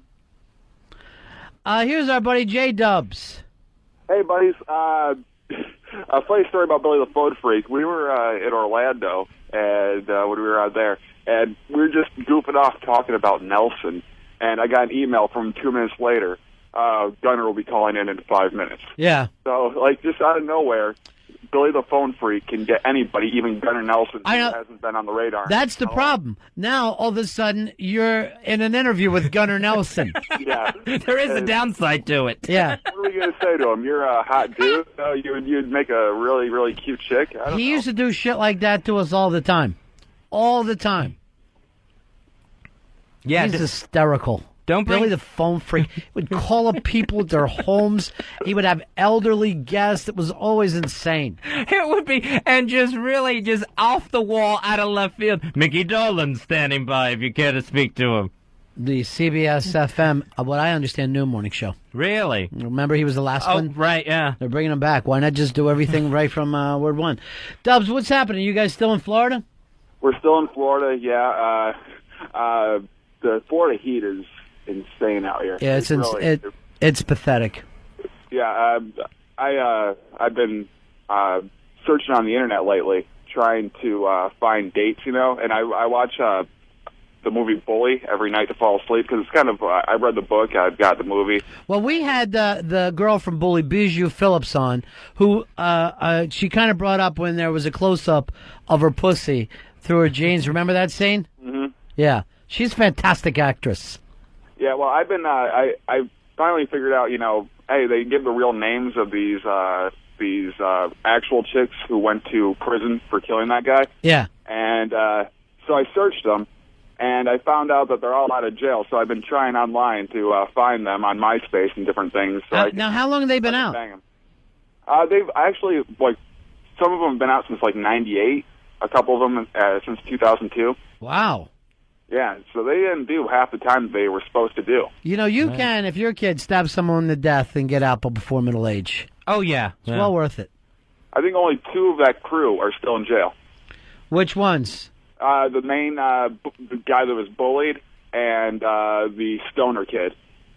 Oh, yeah. Yeah, what a movie. God, that movie makes me sick to my stomach. But for some reason, all their sexual exploits are out there, and if you're in Florida, you got to try to find them. Yeah, you need to. This is a girl for you. Either that or you got the gay kid that was bullied. That would be fun for you. Or the fat kid who cried. I liked him a lot, too. So quick. Yeah. Hey, Dubs, you guys are doing something on the internet now, right? Yeah, we're doing a podcast, Nextcast. We're doing, a 1-hour show every week, just available for everybody to download. Are you guys caught up in that you got to pay money even if you're not playing songs? No, we don't play any music and everything, so no one has to pay any money. And we have to pay a little bit of money to web host it, but we've got a couple sponsors, so they're paying for that. Oh, very cool. So everything is completely free. All right, how do we listen to you guys? If you go to www.myspace/nextradio, there's a click button right there, and it gets you onto iTunes and everything immediately and automatically downloads it for you. Cool. How's Bob doing for you? Bob's doing well. We're, I actually haven't talked to Bob in quite a while. But, yeah? Yeah, we talked to the assistant. We're kind of the Johnny Drama of radio. Oh, jeez, that's no good. You're talking to Lloyd. Yeah. Now, the last time we saw you was at the wedding. You weren't too crazy about your thing, which I don't think anybody else thought anything bad of it. No, you did I match bombed. game. Yeah, I bombed. Why did you think you bombed? Because it was difficult, because everybody else was going really dirty. Yeah. And I was sitting there just staring at old people, and I couldn't do it. I went to raise something dirty, and I'd always cross it out and do something clean. Now, you were sitting next to Melinda, and she hit every single time. And then, of course, Norton killed, Anthony killed, and Kathleen from the Bronx, God bless her, the only person who got a question right. The big problems right now are you and Baby Love. Yeah. Both of us just completely couldn't get the gist of the game. Yeah, it seemed like a simple enough game, simple enough rules, but just trouble getting the hang of it. By the way, Dubs, you got to read Norton's book. It is unbelievably funny. He's doing a book signing today. Yeah, Happy Endings is the name of his book, and he will be signing it at Barnes & Noble, 1805 Walnut Street, and that is in Philly. Where is he tomorrow? Is he in New York tomorrow? I don't know where he was in New York last night. Oh, damn it. Yeah. I would have went and stood in line to get my book signed. I'm that proud of him. It's hysterical. So tonight it's the Barnes & Noble, Walnut Street, Philadelphia. I can't even write an email. He's put a book out. Amazing. All right, Dubs, we'll try and check out that new podcast of yours. Thank you very much, guys. All right, best of luck. And who are you dealing with at Bob's office? Dawn. She's very, very nice, though. Yeah, she's good. She always gets our coffee for us while we're talking with Bob. It's wonderful, isn't it? All right, Dubs. All right, cool. Take care. See you, Dubs. That's the Hideout Boys, or are they the Next Boys now? They're still the Next Boys. They're not doing Hideout? No, at myspace.com/nextradio. All right. I got to stop calling them Hideout. Yeah. Start calling them Next. They seem to be stuck on that Next name now. Good. That's smart. That's the wave of the future right there, Next. Because, Fezzy, what's coming next? Them. You always want to know what's next, I guess. When companies now go, what are we going to do next? Next is the last thing they say. It's perfect. Hey, you're on the Ron and Fez show. Who's this? Hey, Mark, you're on Ron and Fez show. This is Mark. How's it going? Yeah. I have it down as Markeef, and I wasn't going to say it, Fez. I have an original poster from ZZ Top, AC/DC, Sammy Hagar, Humble Pie at the August 17th, 1980 concert in the Toledo Speedway Jams, which I believe is one of the first ones that Brian Wilson ever went to. Or Brian Johnson, excuse me. Brian Wilson went there by accident because he thought it was Yeah, Beach he was there Boys. by accident. He was just throwing background like me. Well, one day we'll do stuff on nostalgia memorabilia. Then you call in. But until then, I really don't care what poster you got back in the 80s. 866-RON-0-FEZ. 866-RON-0-FEZ. And the name that just jumped at me, Humble Pie. What were they doing there in 1980? I thought they were over in like 73, 74. Maybe it was just, whatever the Speedway Jams Fest could get in Toledo. Speedway Jams in Toledo. Everything's happening. Must be that time of year again. Time for Speedway Jams. Now, if you want to check out Carlos Mencia and Patrice O'Neill, you can email live at xmradio.com for the show Unmasked. That's going to be going on tomorrow afternoon, live at xmradio.com. Make sure you send an email and put in the subject heading Unmasked. Unmasked. Take your mask off. Pulling off the hood, finally. So make sure you give them Have you gotten this bad taste out of your mouth? Oh, no. All I can think of... I see, because I see a furrowed brow. Yes, because you know what? It's going to be rerunning in my dreams all night long as I toss and turn. New from AC/DC. It's hysterical. Those 3 words will be... Sorry, me son. Yeah. Hey, I'm here from the 1850s to say you're wrong, Fez. Yeah, and then Brian Johnson gets this giggling thing going with me, like I'm so stupid, I'm so idiotic. Yeah. You know, I'm so dumb. Oh, he can't be mad. All he can do is laugh and pity me, Ronnie. It's like, what are you talking about? I put that together in a half hour. Yeah. It's nothing. It's some of us sitting around, as he put it. Not even for sale. Earl tried to blame it on Pitsy. Yeah, that was nice. Yeah, because I go, what the fuck? And... During the commercial, you yelled at him? Yeah, I go, what the fuck? I love it. And it's like, oh, well, there was a communication problem. And I said, communication problem? Who told you to play a song that's not even available and no one's ever heard of? Where did the communication problem come in? Someone would have had to tell you this. Well, Pitsy said it was in the delete and it was available if we need it, and I took that the wrong way. Yes, because I know there's 8 ways to Sunday to take that the wrong way. That was crazy, man. Just nuts. No. But no, Earl's not crazy because no one gets to hear that part of it. No, Earl's not crazy. It's Insano Fez. It's Captain Insano here, who's plugging brand new AC/DC. Yeah. I'm so glad you do the plugs. When That's my favorite thing on this show is, and I get that from listeners, they go, it always makes us laugh the way your plugs are wrong. And I laugh too because it's not me. I come out of the thing looking like $1 million. Well, now, Ronnie, it's walking through a minefield. Because, all right, the Brian Johnson part was right. Mm-hmm. All right, B.B. King's, that was right. So far, I've made it halfway through the plug, and no explosion has gone off in my fat face. But, of course, I couldn't make it through the whole thing because it's not an AC/DC song. Boom. As I see the other side of the minefield, it goes off. Pepper, what year did Back in Black come out? Was that like around 1982? Or was that earlier? Like a 79? I believe that was 80. 1980? Strange year. Wasn't 80s music yet.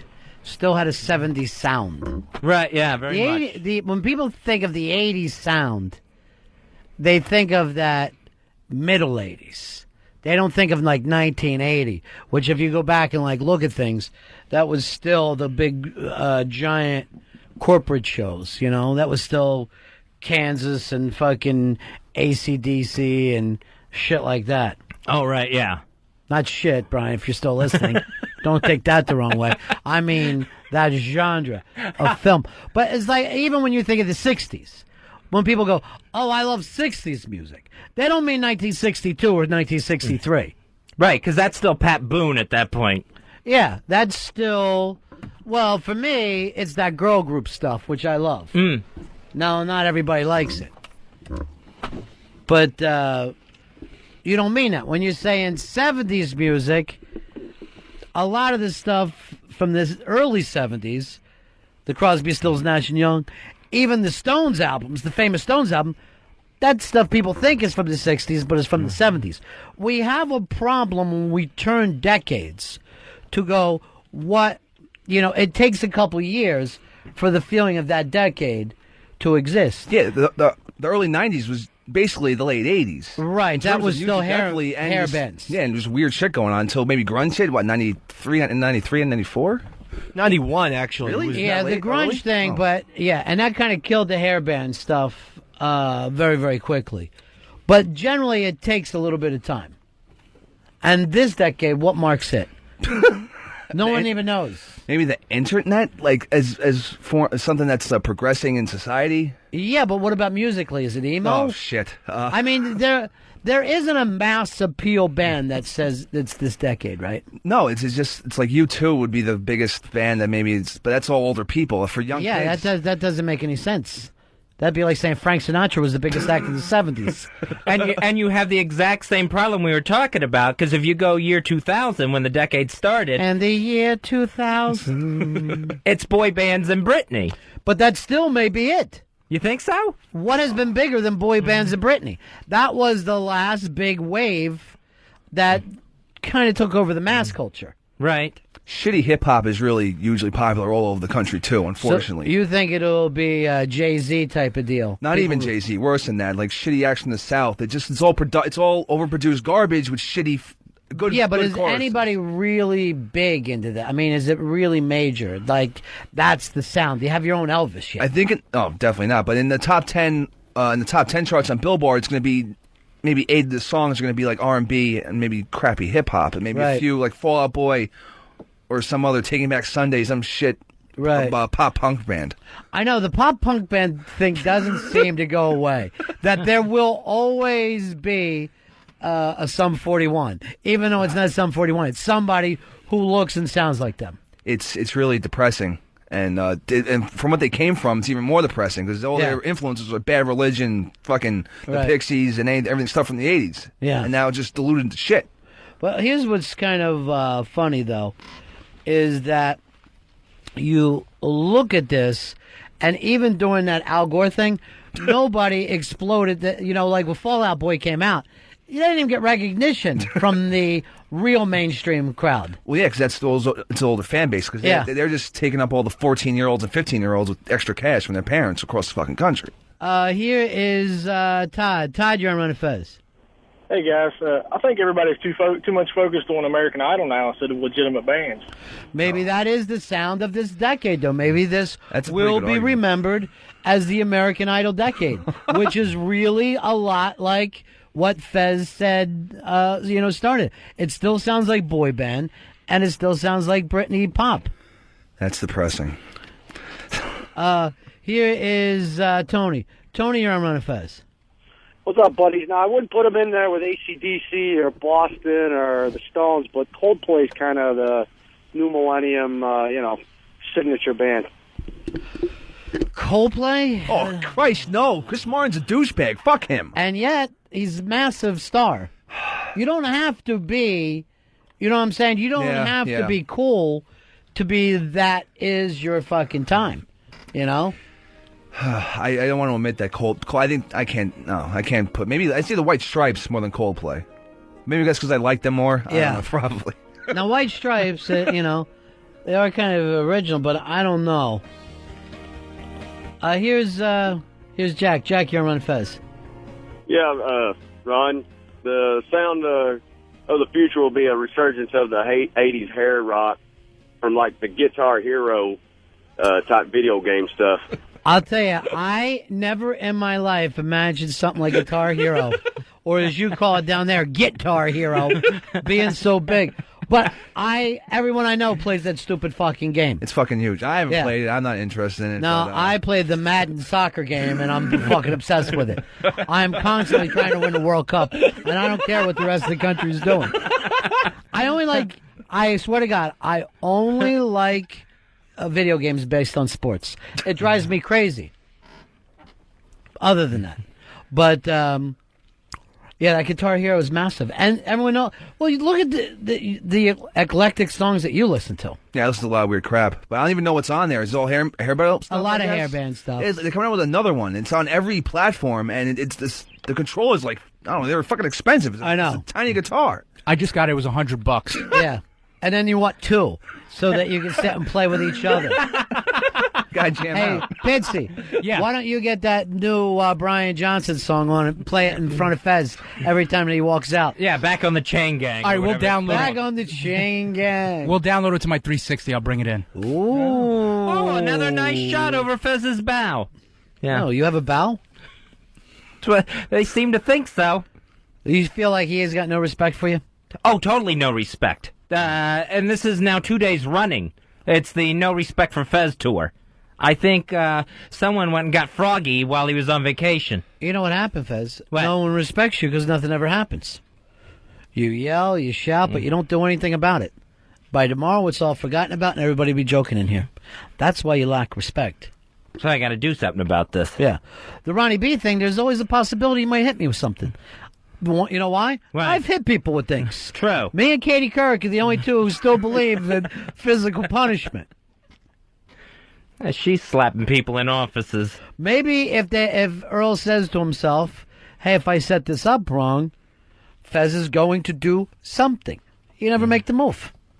All right, I got to start making a move. It's obvious because it's a pattern of behavior against me. But what are you going to do? You're still there. You haven't. Even now, the fact that you're thinking about it takes away the alpha male thing. An alpha male wouldn't think about it.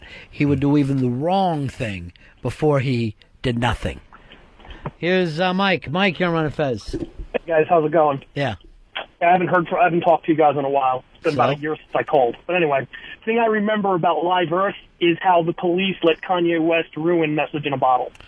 Well, first of all, how can you ruin Message in a Bottle? It's something embarrassing. Sending out a message. 100 million castaways. Shut up with that shit. You putting a message in a bottle. It's fucking the ear of the internet now. And, you know, they were trying to do something big at the end, and it just fizzled. And it fizzled in an embarrassing way. Rob, you're on Ron and Fez. Hey, how you guys doing? Yeah.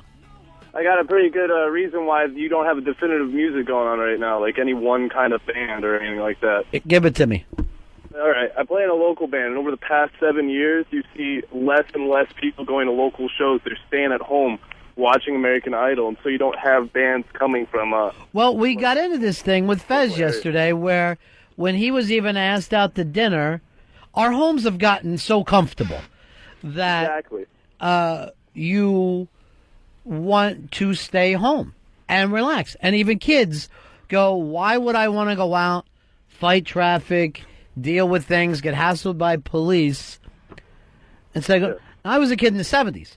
You couldn't wait to get out of the fucking house.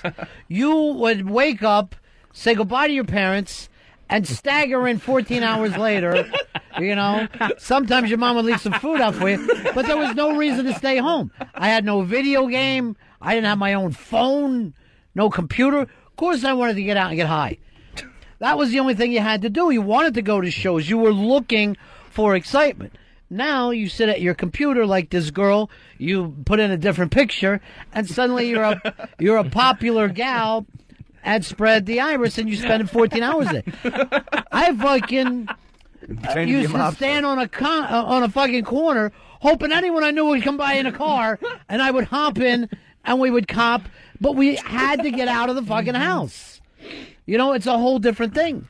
You don't even know that lifestyle, do you? I did it in high school. I didn't like being at home. So I was out, getting high and fucking But you know, a lot of kids in high school, even now, were like, their friends are on the fucking computer. Their music is on the computer. It's not in a car. It's everything you need, really. Yeah. And you could talk to plenty of people through IMs or whatever. Now fucking MySpace. And yeah, now, look, you go on YouTube and you're sitting there and you and your friends are talking. Yeah. And you're sitting in your own watching room. Watching the same thing. Watching the same shit, busting balls. Yeah. It's the same as hanging out, but you don't have to physically leave. No physical contact or eye contact. But I'll tell you something else, though, with you guys.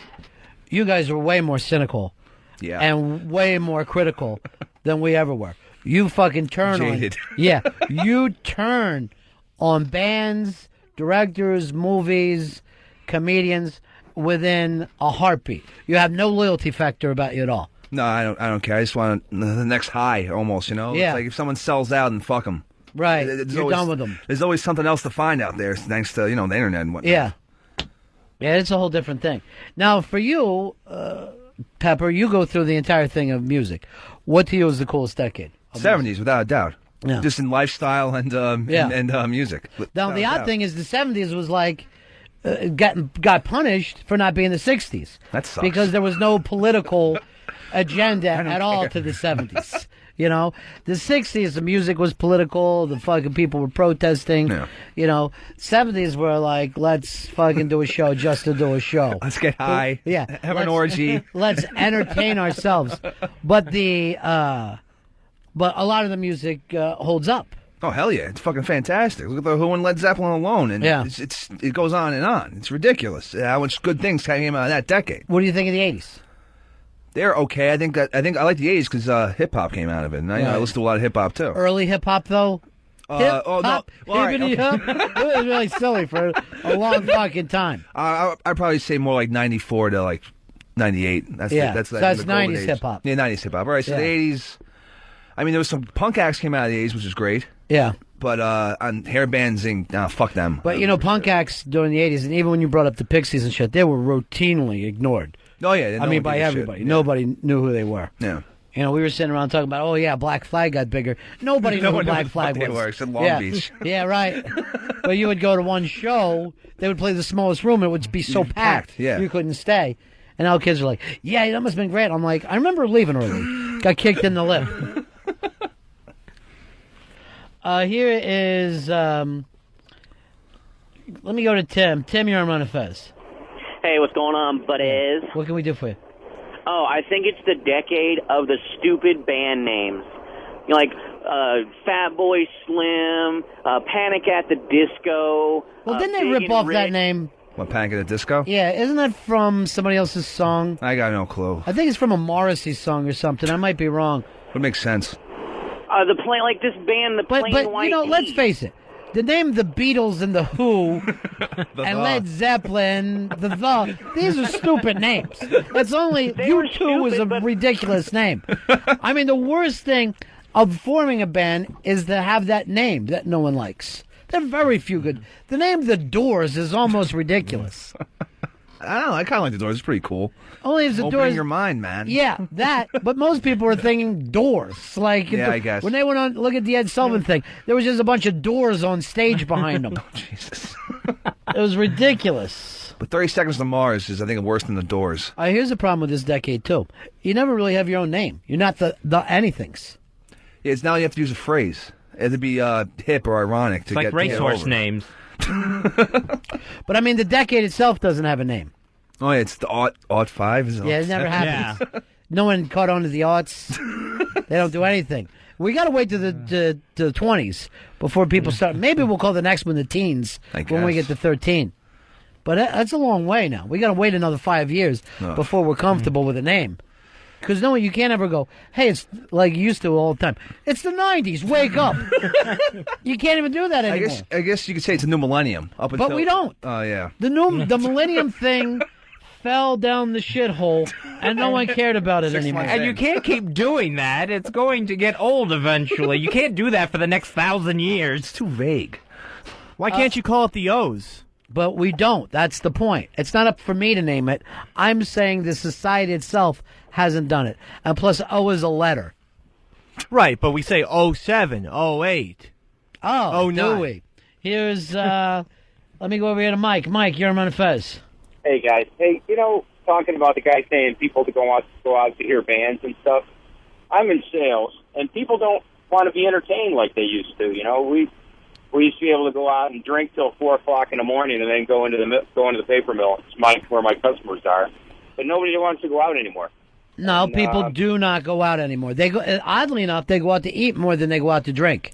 You're better off in the food business than you are the bar business now. Also, shows are fucking expensive to go to now, man. If you want to see a fucking act, right? It's like $60 a ticket. And then if you want to get drunk at the show, that's not even going to happen unless you drop another $100. Right. It's depressing.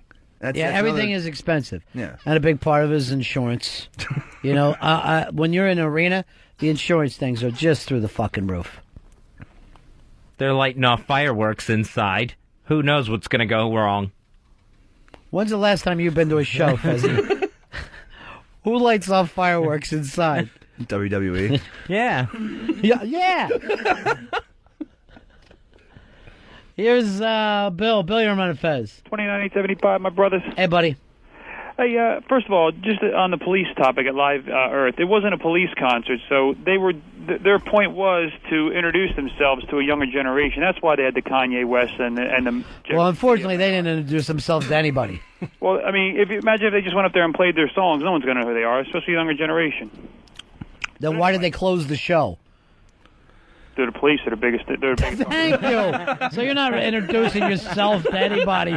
Trying to have it both ways there, mister. I'm hearing a fucking transvestite argue with himself, going back and forth. Nobody knows who they are. Why are they closing? They're the biggest band in history. They're the police. The mighty, mighty police, God damn it.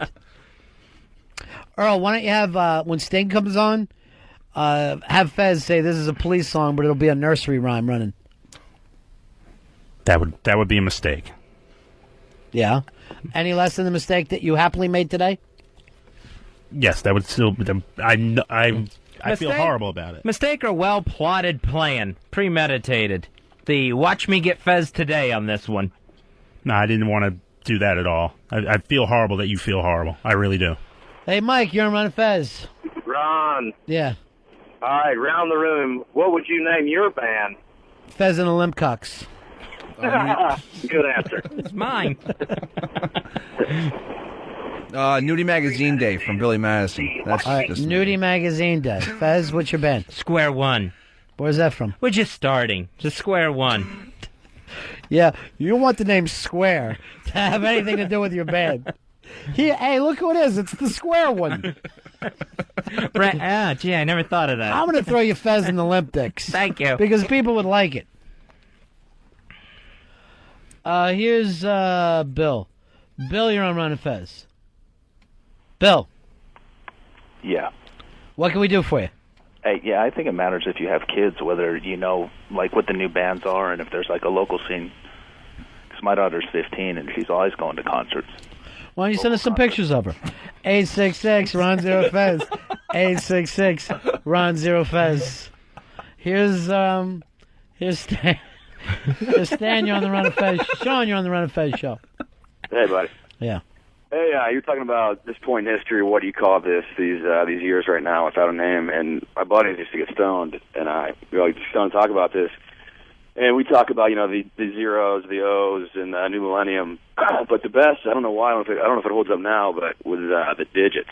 Nothing is held up. It's not a matter that I would not care whatever stupid name you name the decade, but we just do not have a name for the decade. Yeah, and there doesn't feel to be like a pressing need for it either. No one's got this thing where we have to call it this. And why are we talking about it now? Why, if we know there's not a void in our chest, if there's not something that has torn the society apart, would we bring it up from time to time? It's a problem, and it keeps the music from being fucking the signature music. I don't think it's going to happen. No, it ain't going to happen, Hicks. That's all your fault. Oh, shit. I could try to fix it. I don't know. And I'm not saying these aren't interesting times. God knows they are. Fuck. These are fantastic years. We're having a great time, right? Yeah. I love the fact that you come from an entire generation that doesn't even know we're in Iraq. What? I think that's the fascinating part. That even that the only people who debate Iraq are normally over 35. Anyone other than that is like, nuke them or take us home. But there's no real debate. Yeah, all the neo-hippies just want to drag them out and just not give a shit about it. You know? Yeah, I mean, there's no real protest for or against the war. There's no protest at all. There's nothing. Now, there was gigantic ones before the war started. The press would not, cover that at all. So people stopped doing it. Like, if you can't be on TV, you're not just going to do it. Here is... whoops, let me go over here. Let me go to Hank. Hank, you're on Fez. Yeah, I would pay to see a Guitar Hero concert or TV show, wouldn't you? I bet you, now that we have two competing karaoke shows on this summer, that you will see a Guitar Hero show. You can't go in anyone's house. Have you seen the game yet, Fez? No, I have not seen Guitar Hero yet. Have you been in anyone else's home? No. Go to someone else's home, and you will go in and they'll be playing it. And I don't care who they are, what age they are. It's bringing fathers and sons and daughters together like never before. And you just see people going green, red, green, orange, green, red. Is this the next step from Dance Dance Revolution? Looks like no, because people are actually into this one in this country. Oh. Where Dance Dance Revolution was just big in Japan and a couple of different things. Chris, you're on Ron and Fez. Yo, Ron, in 3 years, do you think are we gonna say 2010 or 2010? Don't you think 2010 sounds like futuristic? And I want to call it this, Ernie, and just do away. Just start and give every year a kid's name. That's gonna be too hard to remember. When was Ernie again? It was right after Ralph. What are you, dense? It's the Ron and Fez show. Ron Bennington, Fez Watley. It's the Ron and Fez show.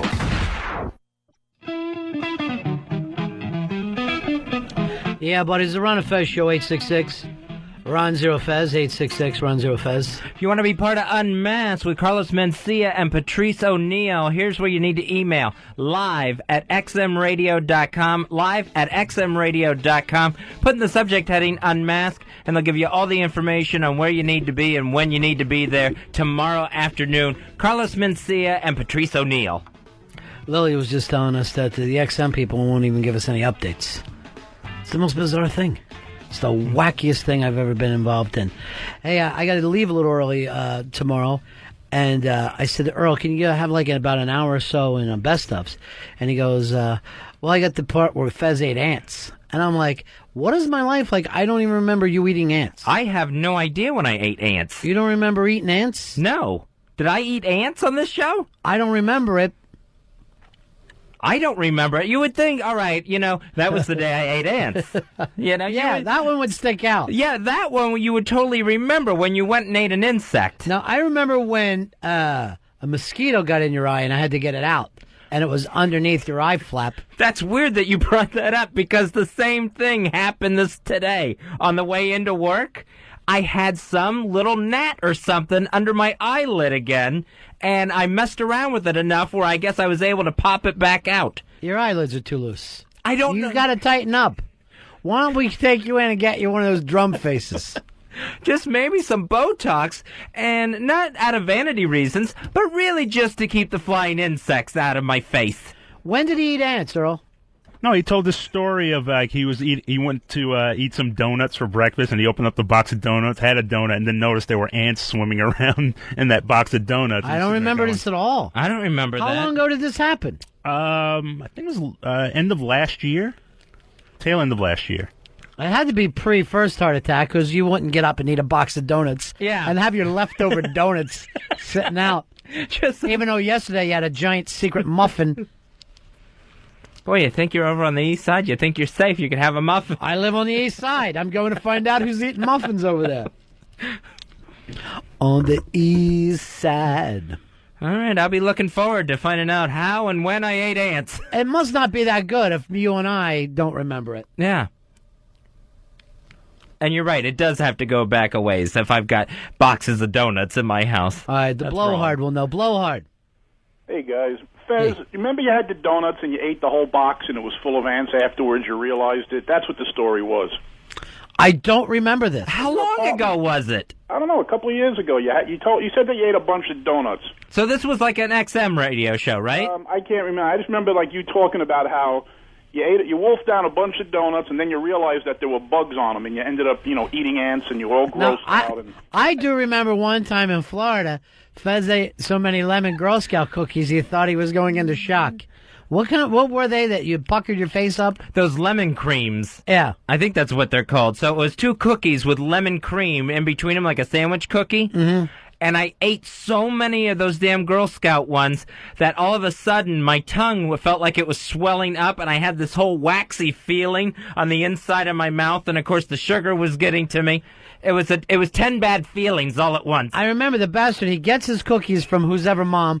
He runs into the production studio without saying a word to anyone, starts eating them real fast, then comes out for help. And I'm like, now you want help that you OD'd, but you weren't going to share any with me. I thought my throat was closing up. But why wouldn't you say, hey, would any of you guys like a cookie?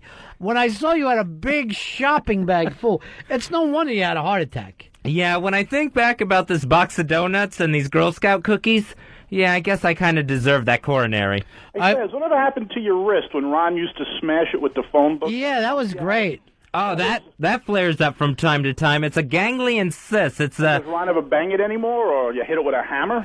No, I haven't hit it in years, have I? No. It's great radio. I used to have him hit it with a phone book. Yeah. It's a cyst on the inside of my wrist. It's kind of like carpal tunnel syndrome. Yeah. And it's right there where the wrist meets the hand.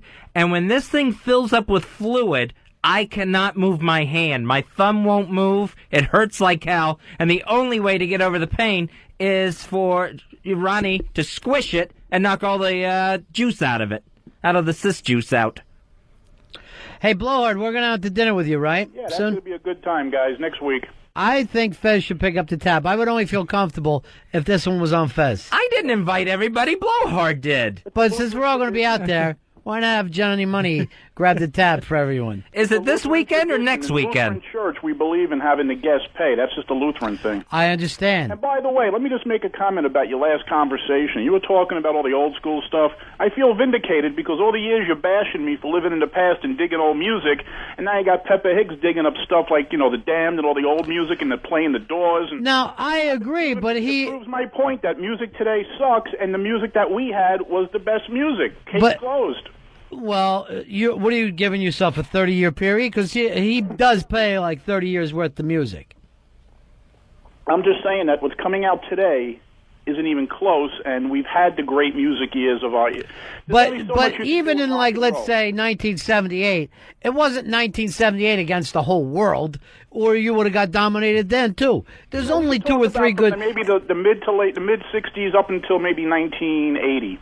All right, so you're giving yourself a 15-year window. When you do that, you can find a lot of good music. Exactly. If we want to just say, all right, only play music from the last 15 years, we'll play a lot of good music. But I still think that the music... I know you do, Bullhead. Today, and, I try to listen to new music. I mean, Jersey Rich and these guys are always sending me bands. Well, you can't go by Jersey Rich. He has taste for shit. Oh, that's pretty true. But I just don't understand this whole, get into the new music, and then you listen to it, and it's just so shallow. And is this going to be the whole dinner conversation? I know. You know what? I might not go. No. You know what? Complaining. Fez, bring me home a hot plate, would you?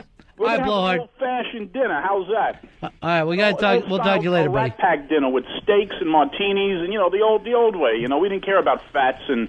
Whose way? You weren't around steaks and martinis. You're a child. I'll watch you guys. All right, my friend. I'll talk to you later. I'll see you later. Bye-bye. Bye, Blowhard. He says, "Wait," like he's Dean Martin. Hey, he's part of the Rat Pack. Mikey boy, you're on Fez. Hey guys, I just looked into it. The thing when Fez ate ants actually happened like 2 days before his heart attack. Really? Yeah. Just on a donut run all the way to the hospital, getting in that last binge, I guess. Well, that might have even been when you were having your minor heart attacks. Remember, we don't really know when that heart attack started. Oh, right, yeah. That was 10 days of chest discomfort. So you probably were having heart attacks and ant bites and donut reflux. Multiple heart attacks throughout that 10-day period. Now, Mikey boy, I am sorry that everything with Baby Love did not go over the way you planned it at the wedding. Yeah, we had a little talk afterwards. She can do better. She's smarter than that. Yeah, I know. Hit of the wedding. I say Baby Love was the entire hit of the wedding. Although one time I saw your wife glare at me like she wanted me dead. But I had to stay in character. I understand. But really, you're a lucky guy. Oh, thank you. All right, we'll talk to you soon. Bye-bye. See you, Mikey boy. See you. And keep that baby away from Colin Alke. Because that boy's trouble.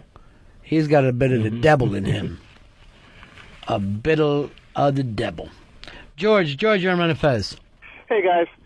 I think it's the corporatization of music and the whole entire industry that's killing music. It's the suits deciding what we should listen to. There's radio stations can't just put out some stuff that the DJ think is cool. George, the fact that you call it an industry goes to show you that it's been corporate for a long time. Well, I mean, all facets of it. You got Sony owning radio stations, recording the artists, the movies, video games. If it doesn't fit into that whole plan of theirs, they don't let it out. I agree with you, but at the same time, until consumers smarten up and stop eating all this shit that's put in their mouth, then they are going to be fed shit. It's not happening. American Idol. Thank you. You want to blame somebody, you blame the American consumer, because he is the one who decides he wants bad movies more than good movies. All the shit that Pepper Hicks plays for movies before the show. All the great movie quotes. People will go in, what is that movie from? Because they don't see them. They go out and see whatever. Like, look how many big movies came and lasted 2-3 weeks this summer. Made a lot of money, but are gone already and no one's sitting around talking about them. Yeah, it's a very forgetful summer. Yeah, But every summer's like that. Every summer is forgetful.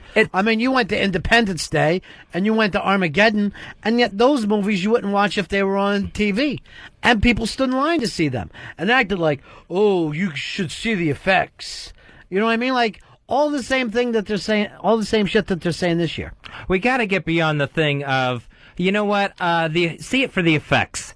We have great effects now with computers. It seems like we could get past that point. Why? It's what people really want. They don't want great stories and, great acting.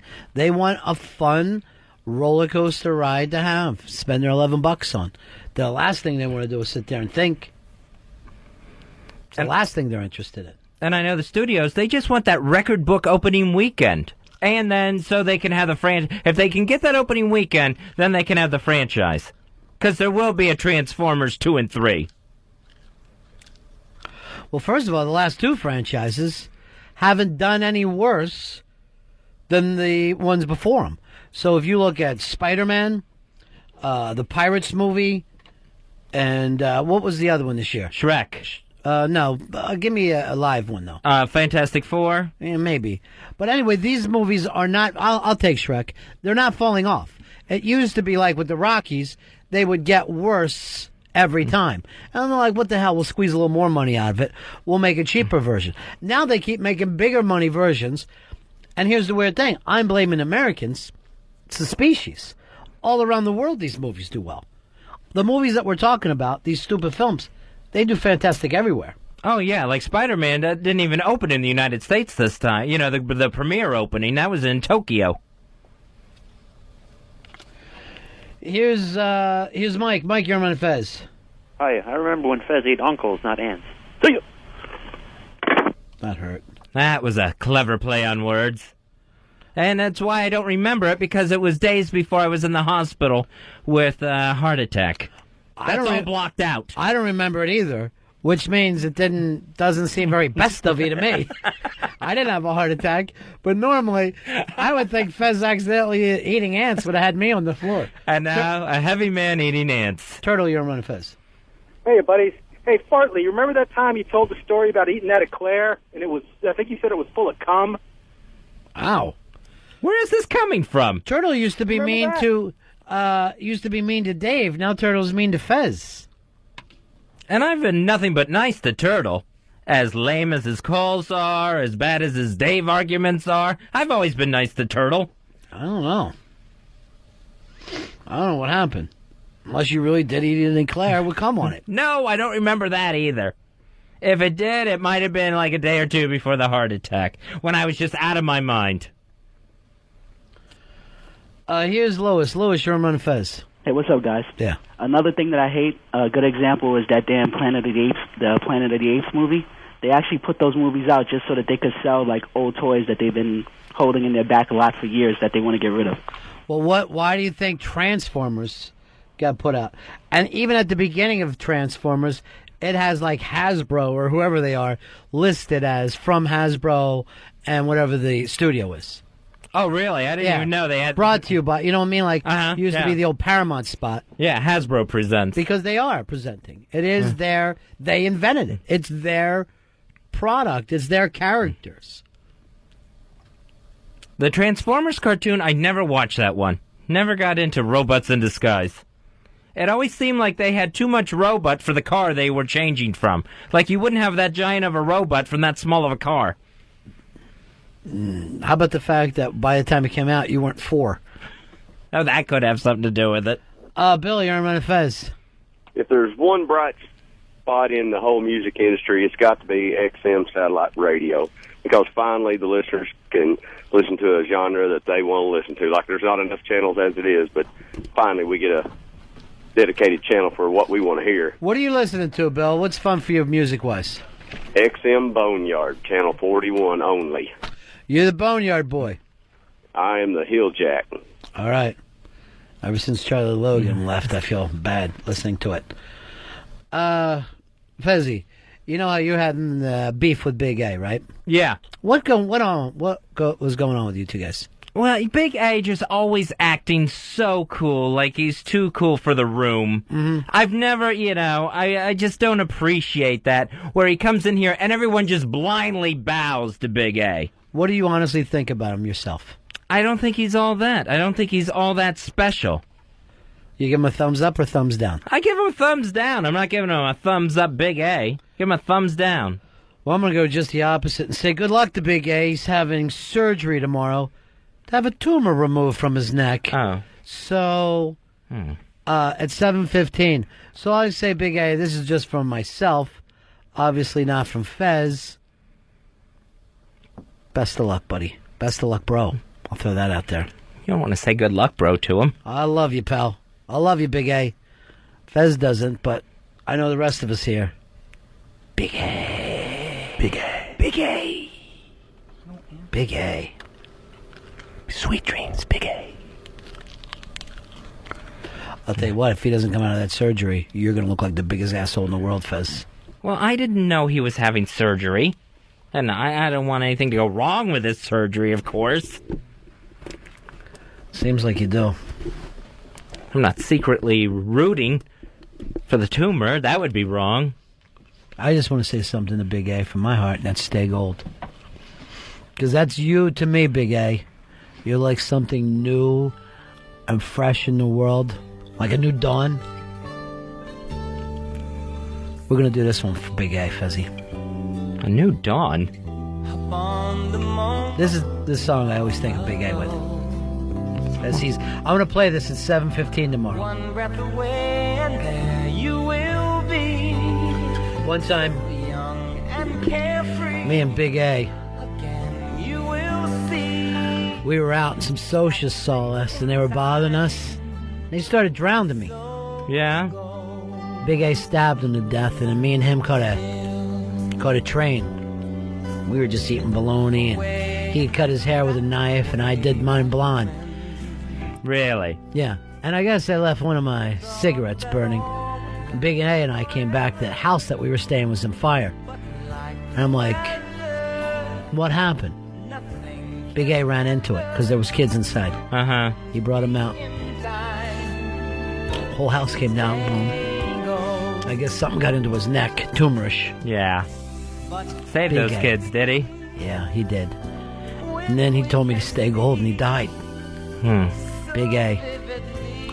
I'm going to lift my glass right now to Big A. I'm going to pour some of it out on Fez's feet. Hey, quit pouring that on these shoes. I want to go home with wet feet. Shh, this is our song. Now, all of us kids. All of us outsiders. Oh, later I fell in love with Cherry Valance, but nothing ever happened. It wasn't you and Big A. Let's do this one for Big A. Shh, this is the best part. Right now, in your mind, run a slow-mo picture of Big A throwing his thumb up like he's apt to do. And just picture him... It could be in real time. Going on that merry-go-round. He couldn't sit next to Stalker Patty because he was too large. Oh, no, that wasn't a merry-go-round. What was it? Ferris wheel. What's the difference? Shh, Big A. Vertical. I'm going to miss you, Big A. Tomorrow, this time, I'll be playing Tears in Heaven. 7:16. Why, Fezzy? Why did he have to have a tumor in his neck? The way he eats? I don't know. I don't know where these things come from. Look who's talking, Muffin Man. I wish I could just talk to him one more time. I wish I could just say, a Big A. Big A. Big A. Big A. Hi, Ron. That scared the hell out of me. Big A, I thought you were dead. No, I'm not yet? dead. Tomorrow, right? It's rude and rude. Rude and rude. Big A, what is happening to you tomorrow? I'm just having a tumor, probably benign. I'm having it removed, and that's it. That's it. So, He's just having it moved, not removed. no, I'm having it removed. And it's probably benign. Yes, or as Jimmy would say, B9. B9. B9. Kenny. Yeah. Said that, so.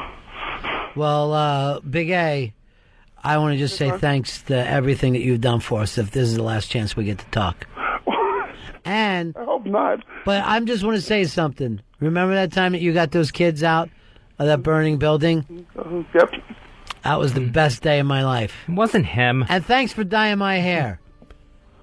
What an odd thing to say. He dyed my hair blonde so the cops wouldn't know it was us. And thanks for stabbing that Soch for me. No problem. Anytime, Ronnie. Sure. You're the best, Big A. Yeah.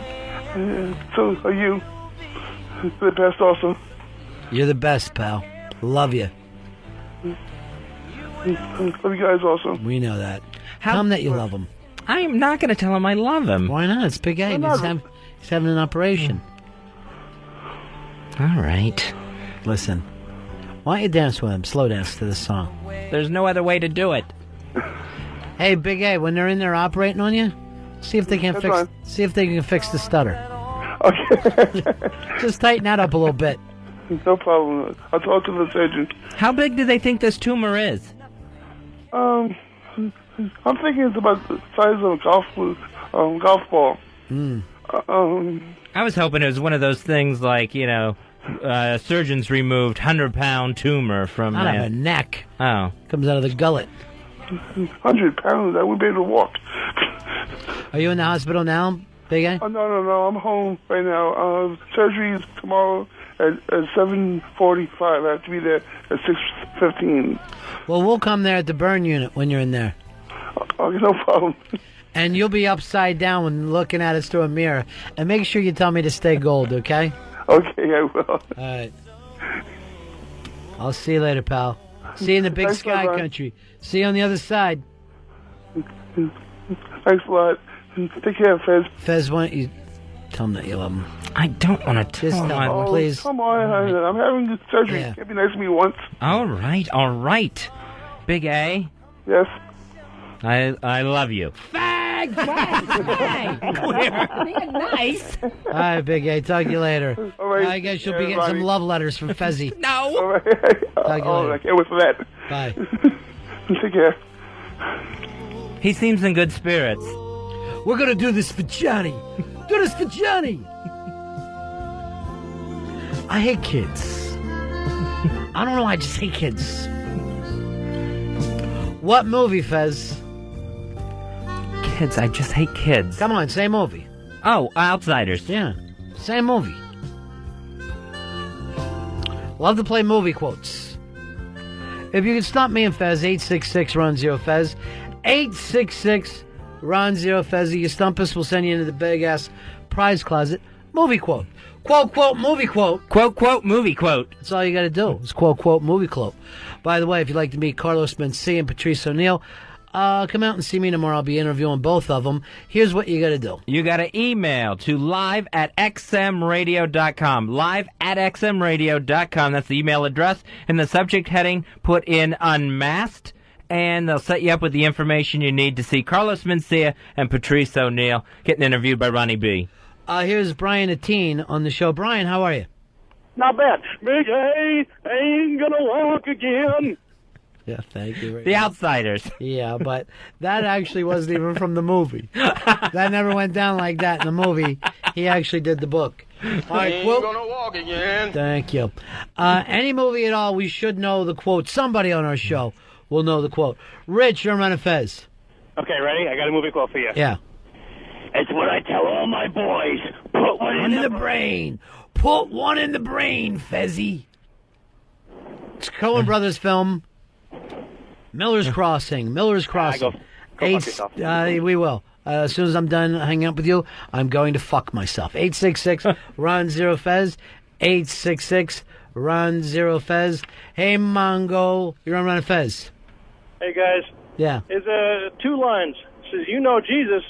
Know him? Shit. Nigga owes me $12. You know this one, Fez? Is it a Kevin Smith film? Mm-hmm. Dogma? Yes, there you go, brother. Here's Brad. Brad, you're on Ron and Fez. Quote, quote, movie quote. You want fear? I'm the fear. You want chaos? I'm the chaos. You want the beginning? I am the beginning. Stallone, Fez. Cobra? Nope. We'll send you in the big-ass prize closet. That's Judge Dredd. Judge Dredd. 866-RON-0-FEZ. 866-RON-0-FEZ. Here's Greg. Greg, you're on Ron and Fez. Yes. They tell you they love you, then they come. One of your favorite movies, Fez. Really? I'll give you a hint. Hi, Geary. Parenthood. There you go. Very good. 866 Ron Zero Fez. 866 Ron Zero Fez. Playing quote, movie quote. Quote, movie quote. All you gotta do is give us a movie quote. If we can't get it, we send you into the big-ass prize closet. We watch a lot of movies, though, so be careful. Kyle, you're on Ron and Fez. That's bone. And the lettering is Celian Braille. You're, for the way you're telling it is American retard. But the quote is from American Psycho. That's bone. It's a businessman showing off his card. Quote, movie quote. Let's see what we got here. Fez, you take this one. Jim, you're on Ron and Fez. You're stewed, buttwad. You're stewed, buttwad. I'm going to say Fast Times at Ridgemont High. Close. Give it to him, Jim. Weird Science, right? That would be it. Big ass prize closet. 866 Ron Zero Fez. 866 Ron Zero Fez. Here's Bernie. Bernie, you're on Ron and Fez. Not too many things in the submarine react to all the bullets. Hunt for Red October. He's actually doing an impression, not just a quote. You want to call back in for impression, movie impression. 866 Ron Zero Fez. 866 Ron Zero Fez. What's the last flick you even went to see, Fezzy? I think it was Year of the Dog with Molly Shannon was the last movie I've seen. Oh, you liked that one, right? I liked it a lot. Yeah. I did not care for it. Oh, really? Was not a fan. How'd you think Molly Shannon did? I didn't find it to be a sympathetic character. I didn't identify. It just didn't make it for me. I'm a fan of her, so I don't want to rip her, but I'm not crazy about what I saw there. Hold on, I'm having problems with these phones. I can't see people's names. Quote, movie quote. Quote, movie quote. Here's Chris. Chris, you're on the Ron and Fez show. Mind if I do a J? Say that again? Mind if I do a J? I'm going to go Big Lebowski. You got it. Nice, Ronnie. All right, you take this one, Fezzy. Fezzy, Rich, you're on with Fez. Hey, what's up, guys? What you got, Rich? I got this quote here. When she's hot to trot, she's still got to squat. Let It Ride? No. Little Giants? Oh, you ass. Big ass prize closet. 866 Ron Zero Fez. 866 Ron Zero Fez. They were all hard on Icebox, Fezzy, but when she came out in that second half a cheerleader's uniform, the other half dressed for football, you know you had a little bit of a crush on her. They keep remaking the Bad News Bears film over and over again. Oh yeah, they look for any sport they can apply it to. If kids can play it, they'll do the Bad News Bears thing all over again. Here's Stone. Stone, you're running Fez. Yeah, I got one for Fezzy. Go ahead. It is, some people can read War and Peace and come away thinking it's a simple adventure story. Others can read the back of a chewing gum wrapper and unlock the secrets of the universe. Wow, I totally know this. One of your movies, Fez. Quote, movie quote. Quote, movie quote. Quote, movie quote. Maybe if we all do it like that, you'll be able to get it. You have 5 seconds. Quote, movie quote. Quote, movie. Rushmore? No. Come on, Fez, it's Superman. That's Lex Luthor. Lex Luthor had that line. And the new Superman, Go you're to right. your big-ass prize closet. How you like the new Lex Luthor? I didn't care for the new Lex Luthor, Kevin Spacey. Is it back out right now on regular video? Can you see it at home? It's on cable now. I think Cinemax is playing it every hour on the hour. How come you don't call it Skinamax like the old days? I always thought that was fun. Brian, you're running Fez. I will shoot myself. Goddamn, you tell me that fucking name. I can't even understand you. I will shoot myself in the head if you can tell me that cat's fucking name. The cat's name? The cat's name. I'm going to go Boondock Saints on you. Boondock Saints. One of Dave's favorite films. Dave, did you ever get to see that documentary I turned you on to? Thank you so much for giving me Overnight. That was one of my favorite documentaries I've ever seen. Did you ever return it to me? Yeah, I did. I returned it to you. I never got it back. Yeah, 3 or 4 days later. Yeah, but I watched it in that time span 4 times. I thought it was better than even Dig, which is my other favorite documentary. This was unbelievable. That guy's a maniac. Insanity. Just pure insanity. Jeff, you're on the Ron and Fez show. Okay, I know he can get the job, but can he do the job? I know he can get the job, but can he do the job? I know he can get the job, but can he do the job? Guy on the phone, Fez. Glengarry Glen Ross? Oh, Joe versus the volcano. Big ass prize closet. All right. I think you're rushing some of these, Fez. You're rushing them. I know he can do the job, but can he get the job? Remember that scene in the early parts? Right, yeah. I gotta let the quote settle in. You gotta let it become a quote, movie quote. Yeah, quote, movie quote. Who would have said that in Glengarry Glen Ross? Maybe Alec Baldwin or someone. Why? Why would he? Alec Baldwin was in the movie for 5 minutes. Did you see Glengarry? Uh-huh. Did he want the leads? Yeah, the good leads. The good leads. I'm already getting sick of quote, movie quote. David, you're on Ron and Fez. Hey, how you doing today? None of your business, Dave. Got a movie quote for you. He goes, did you call me a cocksucker? He says, that's a cocksucking call. On the field, Fezzy. On the field, sports movie. Bull Durham. Boom! Fez Watley. Nice. Catches it. Quote, movie quote. Quote, movie quote. Feigning interest in this, too. I love it. Love the feigned interest. Fez, your chance to see Carlos Mencia tomorrow. Carlos Mencia, Patrice O'Neill. It's all part of Unmasked. And you get there by emailing live@xmradio.com. That's the email address, live@xmradio.com. Put Unmasked in the subject heading, and you'll get all the instructions on when to be there to see Carlos Mencia and Patrice O'Neill. Bring Lily in to me. I want to talk to Lily. I know she's had a very difficult time.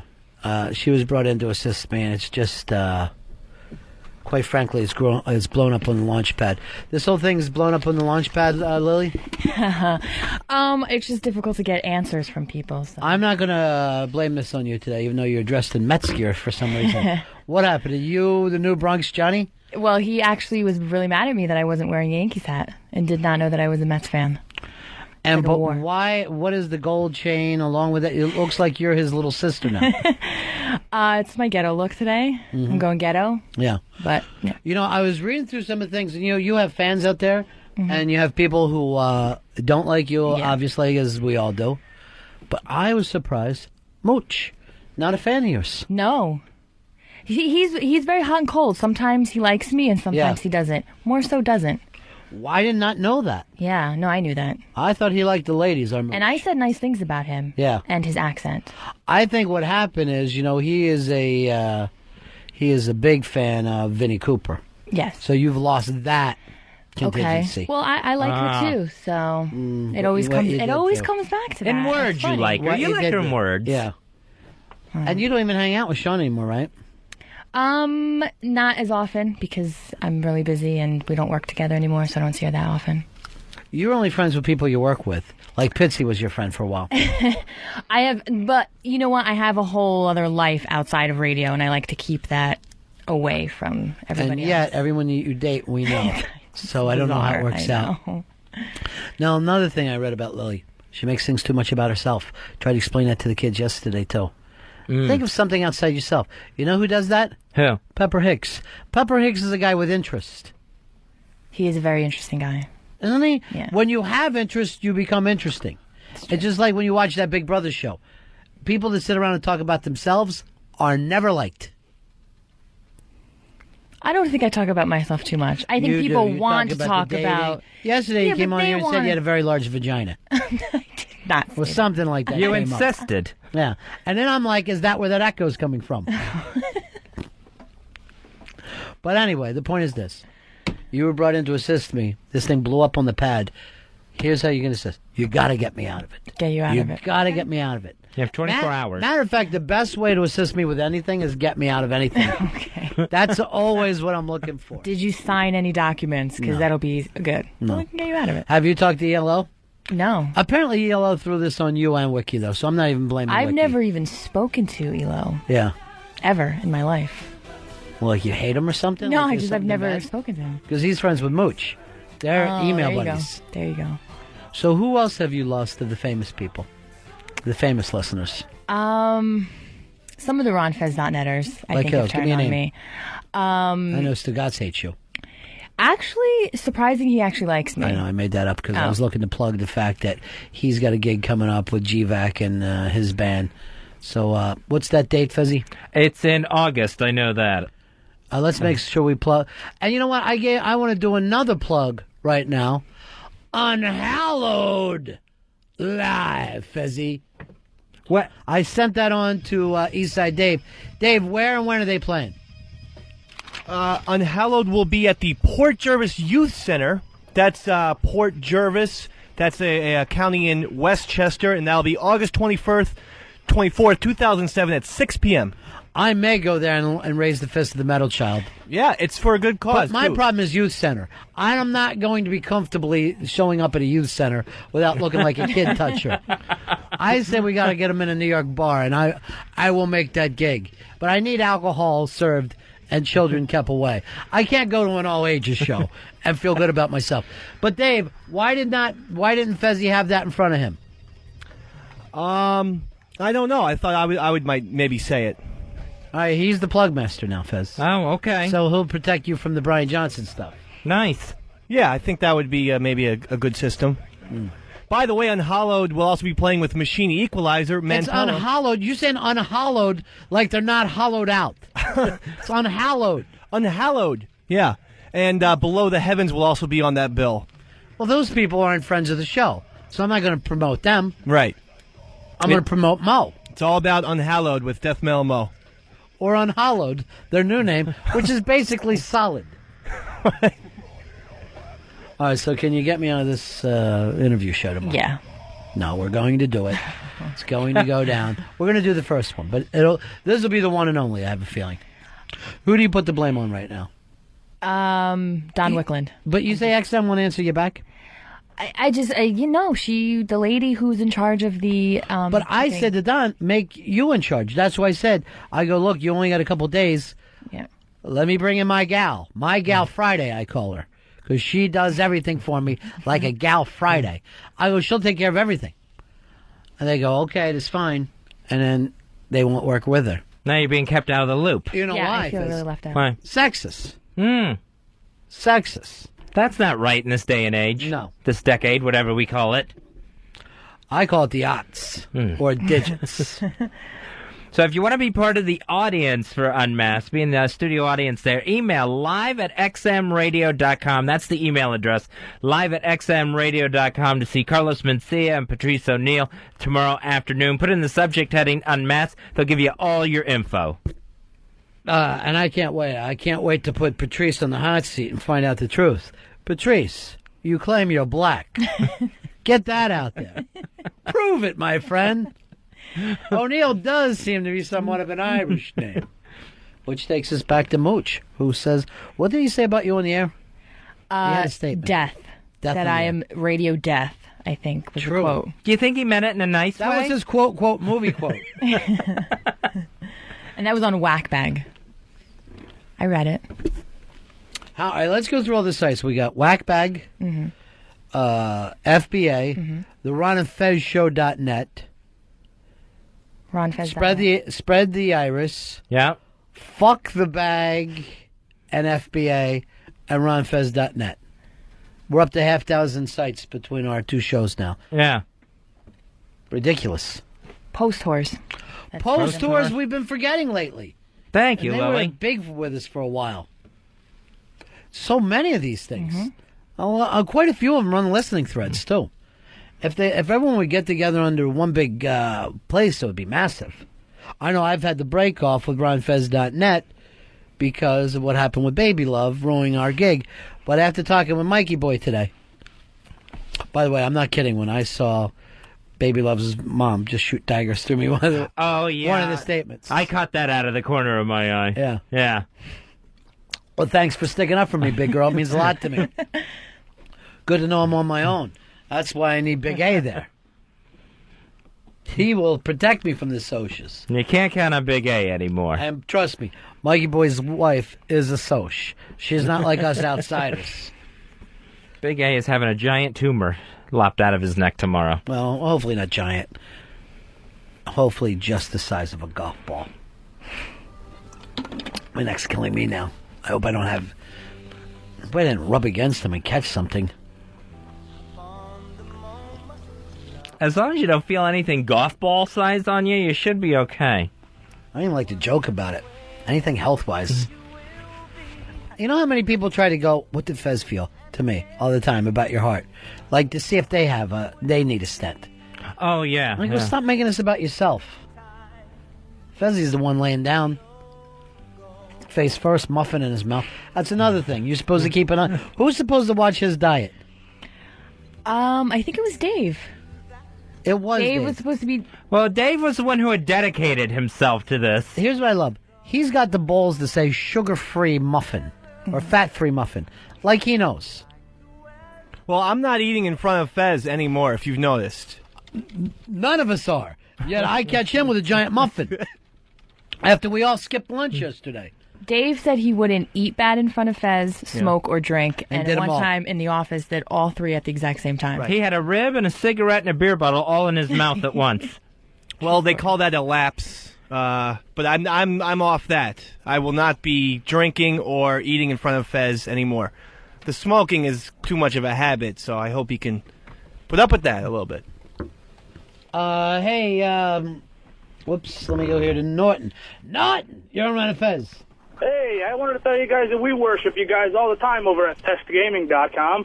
Oh, I wasn't even familiar with that one. Do you know it? Never heard of it. We love you guys over Well, maybe if you get an anti-Lily thread going, I will come by and read it. It's really what you need to get noticed. Speaking of Norton, by the way, go out and see him and pick up this book because it's unbelievable. Jimmy Norton at 6 o'clock tonight. He's going to be signing his book, Happy Endings. Jimmy's going to be at the Barnes & Noble. It's 1805 Walnut Street in Philadelphia. It's Barnes & Noble down there, Fezzy. They don't call it. Seriously, in Philadelphia, they call it Barnes & Noble. All right, Barnes & Noble then at 6 o'clock. With a different accent. For Jim Norton. Where's he at? Barnes & Noble. What? Idiot. Walnut Street. That is Walnut Street, isn't it? Walnut Street. Walnut Street. Philadelphia, Pennsylvania. Philadelphia. Philadelphia. And what state? Pennsylvania. Pennsatucky. Pennsatucky. All right, this is all wrong here. So it is Jimmy Norton tonight at 6 o'clock. You know, Fez had another major fallout with Earl today. Oh, no. Yeah. Again? Yeah, Earl played a funny radio prank on him that I thought was amusing, but Fez didn't like. We were talking to Brian Johnson. Let's not even get back into it. It happened. You said you were going to stand up to these guys. You had problems yesterday with Pitsy. What's the new thing, Fezzy? Next time someone fucks you over, what are you going to do? People are going to start going home. What are you going to do? People will get sent home. What's that mean? They are going to go home for the day. They can't work here. Do they get paid still? I'll check into seeing if I can stop that as well. Not even making sense. How can you send people home? I can send people home. When we have a small staff. Now, today, how many of the guys deserve to be sent home? I would say Earl, Pitsy, and Dave all need to be sent home. Now, what will we do if we sent them home? We would watch Pepper Hicks step up. Pepper's never run that thing in his life. He's never run the board in his life. Doesn't know how to get in and out of the breaks. So that's why they got you. Yeah. They think I need them. Yes. And maybe you do. Just a little bit need them. Maybe this song will bring us all back together. Lily, what's going to happen with this thing tomorrow? It's going to be really good. Yeah. It really, really is. How are you and Wiki getting along? We get along fine. Just fine, but there's no real closeness. No. I think he keeps me at a distance. Maybe it's because I'm a woman. You want to know something you know he's a big fan of? My sister. Pitsy. He loves Pitsy, he was telling me. He also loves my sister for some reason. Well, she's the hot one, as we call her. Do not let Jonathan meet her. Or you will end up with Casey or Dave or whatever it is in that occasion. Who's ever on the outs there, which I don't know. I guess you would end up to Jonathan, because Jonathan is the one of the outs. Yeah. I would be the Jonathan of that situation, sure. You're not jealous of all of him and Casey? Jealous, no. But but is odd? I can understand. It's gotten a little too far now? Hasn't gone far, no, but I can understand why it bothers Dave. And it's bothering you a little. I want you to be honest. Teensy bit, yeah. You're uncomfortable and awkward. A little bit, yeah. I'm going to be honest, yeah. I think we're all being played by those two. I think Jonathan and Casey are playing us all. There's going to show up, and some kind of dupe will take place. We'll be sitting around like hayseeds, and they'll be living under new names. We'll find out they're already married. Yeah, it's like in Tommy Boy. They right now are Rob Lowe and the lady from 10. That's them. Bo Derek. Bo Diddley. Close. All right, so starting tomorrow, people will get sent home. People will get sent home, yes. I know you can't dock them. Right. So they will get a free day off if you're not happy. I don't think they're going to see it that way. Let me go over to Earl. Earl, you ready with the new rules? Yeah, I'm ready. Would you think you deserve to be sent home today? Oh, yeah. Should you not come in tomorrow then? If I got sent home, but if I got, suspended for a day or whatever, I'd totally accept that. Should he come in tomorrow, Fez? No, Earl shouldn't come in tomorrow. Except that he's got to play that best of hour. Damn it. Damn it. Why don't you do this? Dock me. Send me home. I'd love to have a day off. He's on salary, so you're going to have to pay him. He's not an hourly employee. I would say make him stay later, but he's already living here. Yeah, he is. Yeah, what? Stay till midnight? Yeah. He already does that. I think you're going to have to come up with something better than a free day off, Fez. Yeah. That's